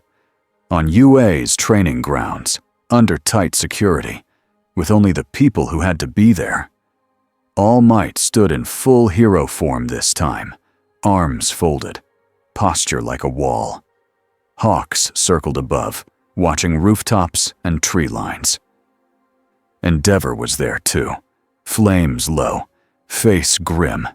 Aizawa kept his eyes sharp and his scarf loose, ready. And the commission showed up with an armored convoy and polished smiles. The same woman with sharp eyes stepped out first. The same man with tight grin followed. They looked at Lucifer like he was a storm they wanted to file into a cabinet. Lucifer greeted them like a host at a party. "Good morning," Lucifer said pleasantly. "What do you truly want?" The commission man cleared his throat. "We want to ensure public safety," he said. Lucifer's smile stayed polite. "Of course you do," he replied. The woman spoke, firm.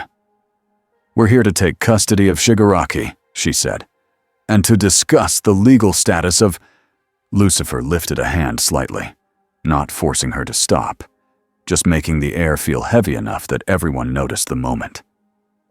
He lowered his hand again. "Consent," Lucifer said, almost like a reminder. "I am not your asset. I am not your prisoner. I am not your hero." All Might stepped forward a half step, voice calm. "We're here for the transfer," he said. "Focus on that." Lucifer nodded. "Yes," he agreed. "The child in the box." Aizawa's eyes narrowed at the word child, but he didn't correct it. Shigaraki was an adult in body. In mind, it was complicated. Lucifer walked to the center of the field. He lifted his hand. The air in front of him shimmered. Not bright, not magical looking.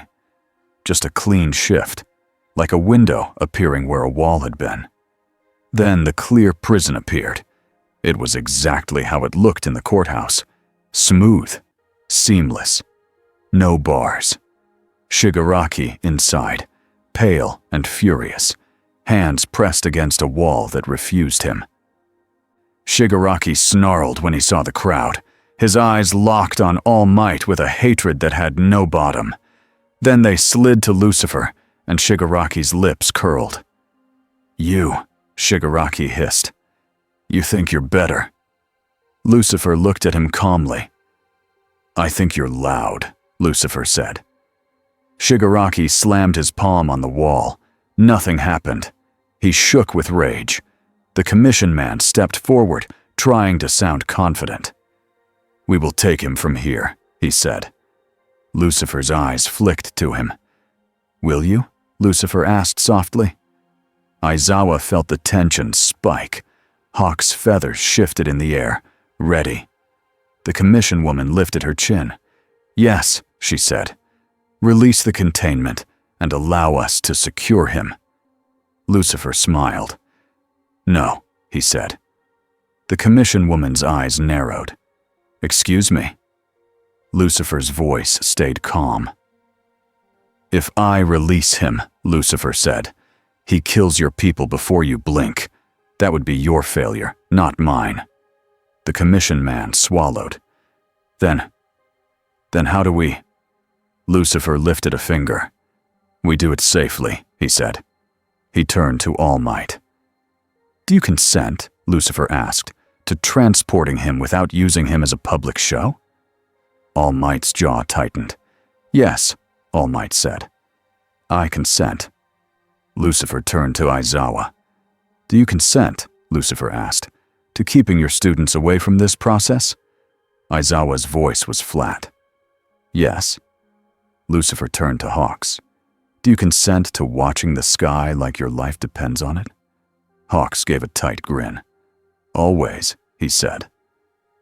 Lucifer turned to the commission.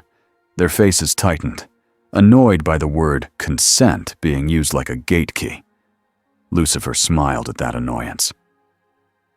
Do you consent, Lucifer asked them, to not lying about what happened? The commission woman's jaw clenched. We will not lie, she said. Lucifer's eyes gleamed. Good, he said, because I can always tell when you do. The commission man looked like he wanted to argue. He didn't. Lucifer stepped to the side of Shigaraki's prison and placed his hand on the smooth wall. For a second, the air around his hand seemed to bend, like reality was making room. Then the prison changed. It didn't open. It didn't weaken. It became portable. The box tightened into a clear capsule with anchors, solid points that locked onto the armored transport like clamps. The prison slid, smooth and silent, and settled into the convoy's center vehicle as if it was designed for it. No jolt. No risk. Shigaraki slammed the wall again and screamed, furious. As his world moved without him, All Might stared, shocked despite himself. You can attach it, he muttered. Lucifer glanced back. Of course, he said, like the question was silly. Aizawa felt a cold relief, because this meant the prison wasn't Lucifer holding Shigaraki. It was a thing the system could carry. Still alien, still terrifying, but less personal. Less like a king's cage. The commission woman stared at the capsule, then at Lucifer. This is not standard procedure, she said. Lucifer smiled. Neither is your villain, he replied. The convoy doors locked. Tires rolled. The transport began moving toward Tartarus. Lucifer watched it go, face unreadable. All Might stepped closer, voice low. Thank you, he said. Lucifer looked at him. For a second, his expression softened. Then it hardened again. Like he remembered how dangerous kindness could be. Don't thank me, Lucifer said quietly. Do something worth thanking. All Might swallowed and nodded once. As the convoy disappeared down the road, Hawks landed beside Aizawa. Hawks kept his voice low. We should celebrate, Hawks said. But I feel like we just moved the problem, not solved it. Aizawa's eyes stayed on Lucifer. That's because we did, Aizawa replied. Lucifer turned back toward them, as if he heard every word. He smiled. Now, Lucifer said, we wait for the next lie. 2 weeks passed, then 3. Lucifer didn't leave. He didn't vanish into the city. He didn't take a throne. He didn't start a cult. He didn't even demand special treatment. He did something worse for the people who wanted control. He settled into a routine. In the mornings, he walked UA's grounds like a guest at a quiet estate. Sometimes he watched training, not with excitement, with focus. When Bakugo shouted and exploded across a field, Lucifer tilted his head like he was judging a performance. When Todoroki split the air with ice and fire, Lucifer's gaze sharpened, interested. When Deku moved with One for All, trying to control his power without breaking himself, Lucifer watched longer than he watched anyone else. In the afternoons, Lucifer read. Not comics, not magazines. Law texts, hero licensing rules, old court cases, records of villain sentencing. He read like he was looking for a pattern in human excuses. At night, he played piano. The sound drifted through empty halls. Sometimes it was gentle. Sometimes it was sharp. Sometimes it sounded like someone trying to decide what to feel. Students whispered about him like he was a ghost. Some were curious, some were terrified. Bakugo called him the smug suit and vowed to blast him one day, just to see what happens. Aizawa told him not to. Bakugo didn't promise anything. Deku kept his distance, But he felt Lucifer's gaze sometimes, like a quiet question in the air. And the commission? They didn't stop. They sent more messages, more demands, more offers. They tried to lure Lucifer with status, with money, with security clearance. Lucifer laughed at all of it. "I don't need your permission to exist," he said once, calmly, in a meeting that ended with several officials sweating through their shirts. All Might kept trying in his own way. Not with control, with presence. He invited Lucifer to sit in on hero ethics discussions. He introduced him to small hero work, like rescue planning and disaster training. Lucifer didn't mock those things. He listened. Sometimes he even helped, not by freezing the world, by giving simple advice that cut through panic. "Move the crowd first," he told a team during a drill. "Don't chase glory, chase safety." It shocked some teachers that the "not a quirk" guest understood rescue better than many licensed heroes. It didn't shock Aizawa. Aizawa had learned that Lucifer wasn't stupid. Lucifer was dangerous because he was smart, and because he could choose to be unstoppable at any time. The public kept arguing, but the loudest fear shifted. Not, "What is he?" Now it was, "What happens if he decides we aren't worth saving?" All for One watched those weeks like a man watching a candle burn down. He didn't rush. He didn't panic. He didn't send another army to UA. He learned. He listened to public chatter. He collected every report. He mapped Lucifer's patterns. And he smiled. Because Lucifer was doing something All for One loved. He was placing himself into the heart of society. Not as a villain. Not as a hero. As a question. Questions could break trust. All for One didn't need to defeat Lucifer. He needed to make heroes split. He needed to make the public turn. He needed to make Lucifer feel blamed again. So he reached out, not with a speaker in a villain's collar, with something cleaner. All for One chose a night when Lucifer played piano alone. Aizawa was on patrol. Hawks was away on a mission. All Might was asleep, body exhausted. The music room was quiet. Lucifer's fingers moved across the keys, slow and steady. Then the air shifted, not like an attack, like someone opened a door in the mind. Lucifer's hands paused. A voice spoke behind him, warm as a smile. "Beautiful," All for One said. Lucifer didn't turn around fast. He turned like he wasn't impressed. "You're not here," Lucifer said. Calm. All for One's presence felt like a shadow draped over the room. Not physical, not fully real. "Does it matter?" All for One asked gently. "You hear me?" Lucifer leaned back slightly on the piano bench. "Speak," Lucifer said, "and do it quickly. You're interrupting my hobby." All for One chuckled softly. "Hobby," he repeated. "Yes, humans cling to small routines when they feel unanchored." Lucifer's eyes sharpened. "What do you want?" he asked. All for One's voice stayed smooth. "I want to offer you freedom," he said. Lucifer laughed once. "I already have freedom," he said. "Do you?" All for One asked. "You're inside a school full of rules. You're watched. You're whispered about. You're treated like a disaster waiting to happen." Lucifer's gaze cooled. "And yet I remain," he said. All for One's voice softened, like a friend sharing a secret. "Because you're trying," he said. "You're trying to prove something, that you're not the monster they fear." Lucifer's smile vanished. For the first time, annoyance slipped into something sharper. "Careful," Lucifer said quietly. All for One didn't flinch. "You don't like being blamed," he continued. "It's your wound, your oldest one." Lucifer's eyes narrowed to slits. The air in the room tightened like a held breath. "You are poking a thing you do not understand," Lucifer said. All for One's voice stayed calm.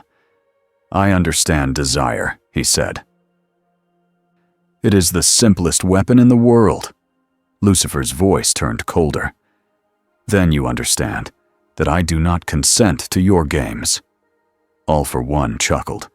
"Consent," he said. "You say that like it protects you. It protects others, perhaps. Not you." Lucifer's fingers tapped one piano key sharply. The sound snapped through the room.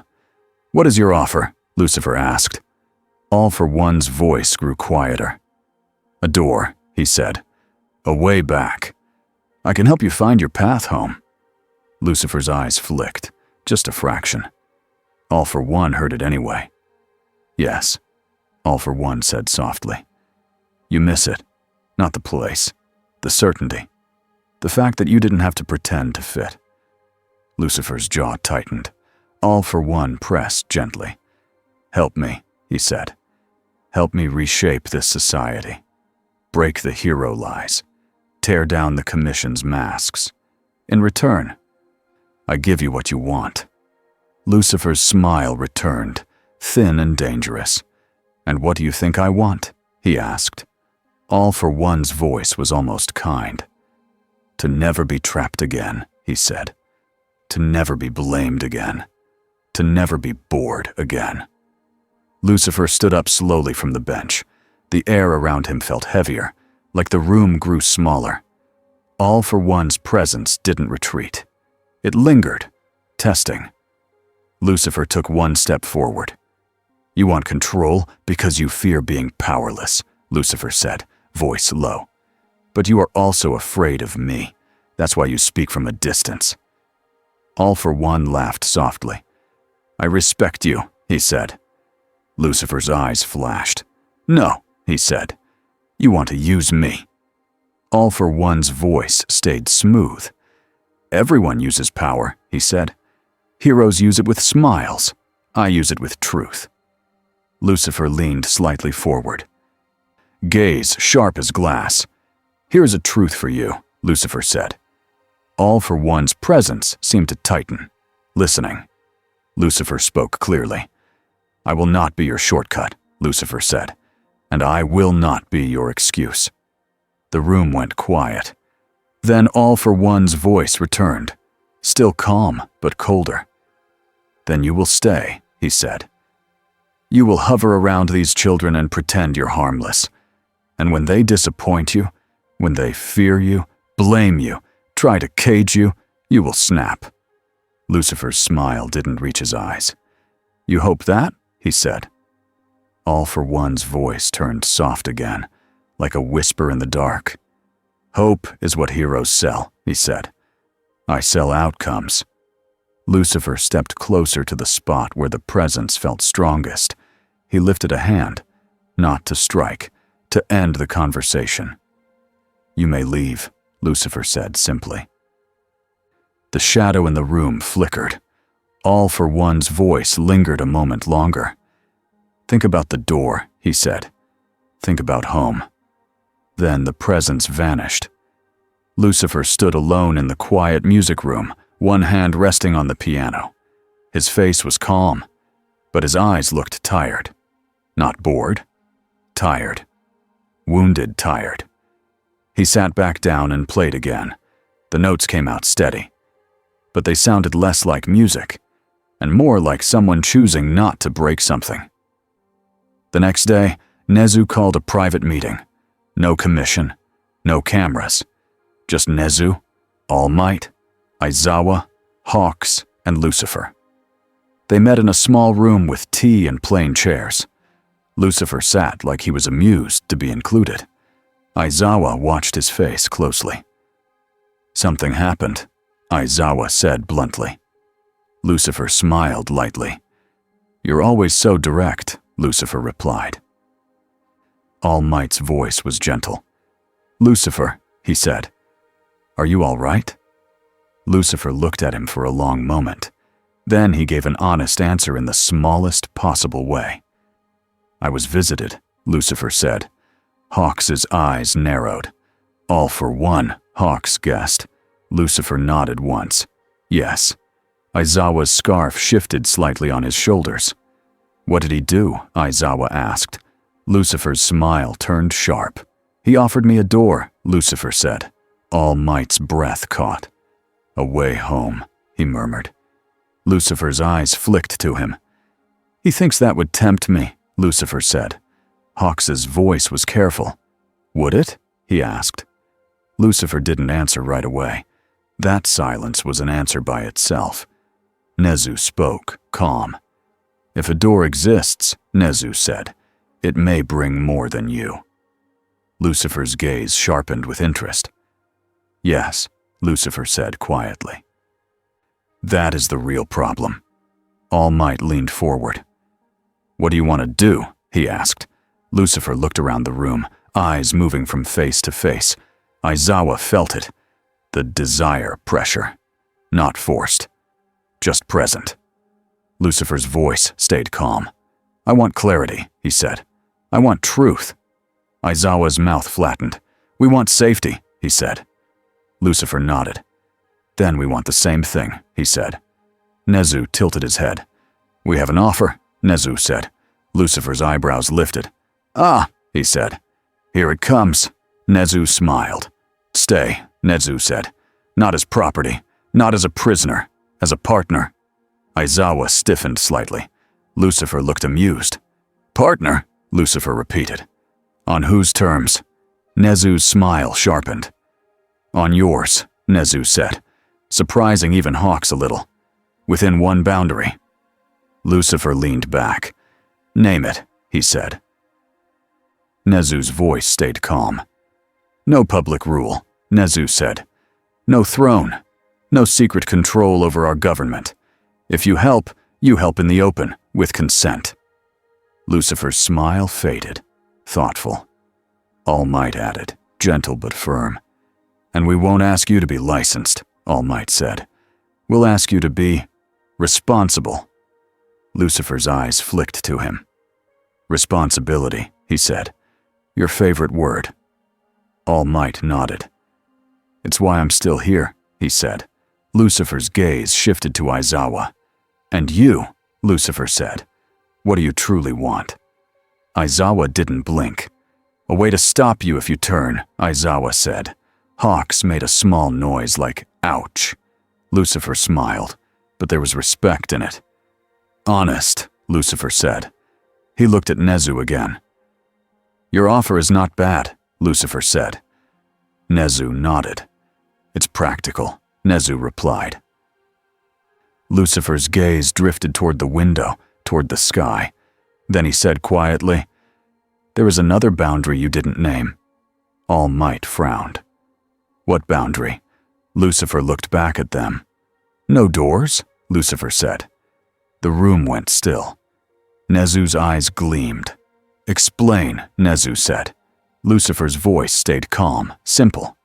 If I remain an anomaly, Lucifer said, this world will attract other anomalies. Not all of them will be polite. Aizawa's chest tightened. You mean more travelers, he said. Lucifer nodded once. Yes, he said. More doors, more rips, more wrongness. Hawks swallowed. Can you stop that? Hawks asked. Lucifer's smile returned. Small. I can, he said. All Might's eyes softened. Then please, he said. Do it. Lucifer looked at him for a long moment. Then he nodded, slow. I will, Lucifer said. But not from inside your cage of rules. Aizawa's eyes narrowed. Then where? Lucifer stood up. The room felt heavier again, not threatening, certain.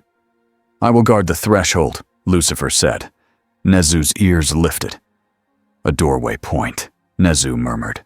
Lucifer nodded. A place where the world thins, Lucifer said. If All for One thinks he can offer me a door, then doors are already possible. All Might's voice was low.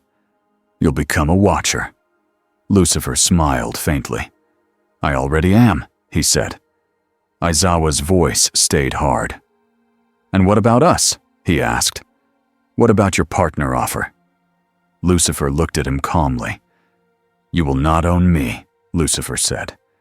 But I will not abandon your children. Aizawa's jaw tightened. That's not a guarantee. Lucifer's eyes gleamed. It's the only honest guarantee you'll ever get, Lucifer said.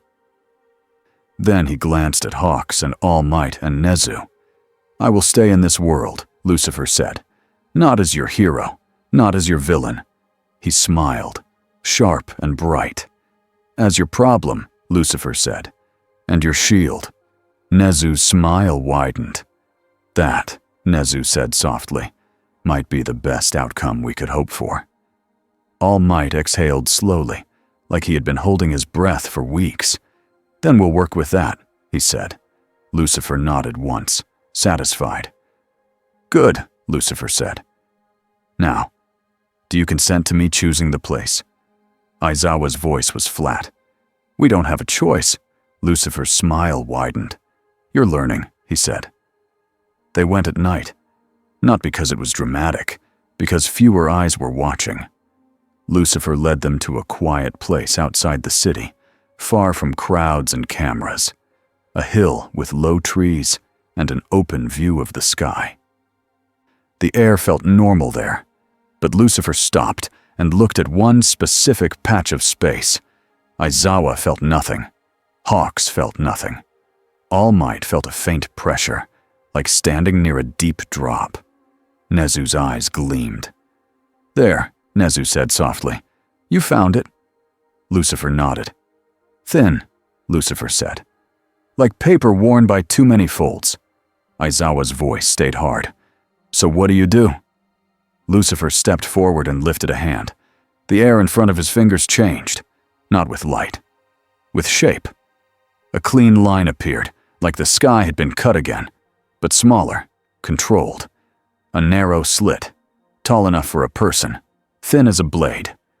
Hawks's feathers lifted. That's a door, Hawks whispered. Lucifer glanced at him. Yes, Lucifer said. And no. Aizawa's stomach tightened. Meaning? Lucifer's voice stayed calm. A door opens, Lucifer said. This will not. He pressed his palm to the line. The line widened slightly, then stopped, as if it hit an invisible lock. Lucifer spoke one simple sentence. Stay shut. The line sealed, not vanished. Sealed. It remained as a faint mark in the air, like a scar you could only see if you looked the right way. All Might stared. Quiet. You can command it, he murmured. Lucifer's eyes flicked to him. It's not a quirk, Lucifer reminded him. Aizawa's voice was low. So you'll guard this, he said. Forever? Lucifer's smile returned, thin. I don't do forever for other people, he said. Then his expression softened, just a little. But I can do for now. Nezu stepped forward a little. And if another anomaly arrives anyway, Nezu asked. Lucifer's gaze sharpened. Then I will decide, Lucifer said simply. Aizawa's jaw clenched. He hated that answer, because I will decide was the shape of tyranny, but it was also the shape of reality. All Might stepped closer, voice quiet. Lucifer, he said. Why stay at all? Lucifer looked up at the sky for a long moment. When he spoke, his voice was simple. Because your children still try, Lucifer said. Because your symbol still tries. Because your world is loud and messy and broken, and it still wants to be better. All Might swallowed. Lucifer glanced at him, almost amused. And because, Lucifer added, All for One doesn't get to decide my story. Hawks let out a breath he didn't realize he'd been holding. Aizawa watched Lucifer's face, searching for the catch. He didn't find one. Not because Lucifer was harmless, because Lucifer meant it. Lucifer turned away from the sealed line and looked at them. New terms, Lucifer said. I will not be summoned like a dog. If you need me, you ask. Clearly. Honestly. Aizawa's voice was flat. And if we don't? Lucifer smiled. Then you handle your own mess, he said. Nezu nodded. Agreed, Nezu said. All Might's voice was soft. Thank you, he said again. Lucifer didn't mock him this time. He just nodded once. Then he walked to the edge of the hill and sat on a rock like it was a throne he didn't care about. Aizawa realized something then. Lucifer wasn't choosing to be a hero. He was choosing to be a boundary. A line the world couldn't cross without his permission. That was terrifying. But it was also, in a strange way, protective. Behind them, far away, a city kept living. And somewhere in the dark, All for One adjusted his plans, smiling at a future that still had room to twist. Because he hadn't lost, he had simply learned, and so had everyone else. The music room was quiet again. The weeks after the sealed threshold felt calmer, but not safe, like a storm moving farther out to sea. Still there, just not overhead. Deku stood in the doorway one night, unsure if he should enter. Lucifer sat at the piano, back straight, fingers moving slowly across the keys. The melody was simple, clear, almost sad. Lucifer didn't turn his head. "You've been standing there for 12 seconds, Lucifer said calmly. "Do you truly want to enter, or do you want to watch from safety?" Deku swallowed, his hands clenched at his sides. "I want to talk," Deku said. Lucifer's fingers paused. He turned slightly on the bench and gestured to a chair nearby. "Then come," Lucifer said. Deku walked in carefully and sat.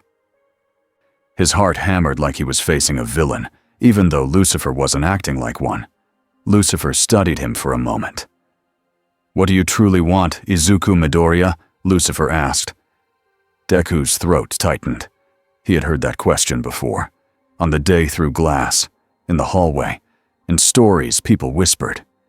Deku took a breath. "To save people," he said.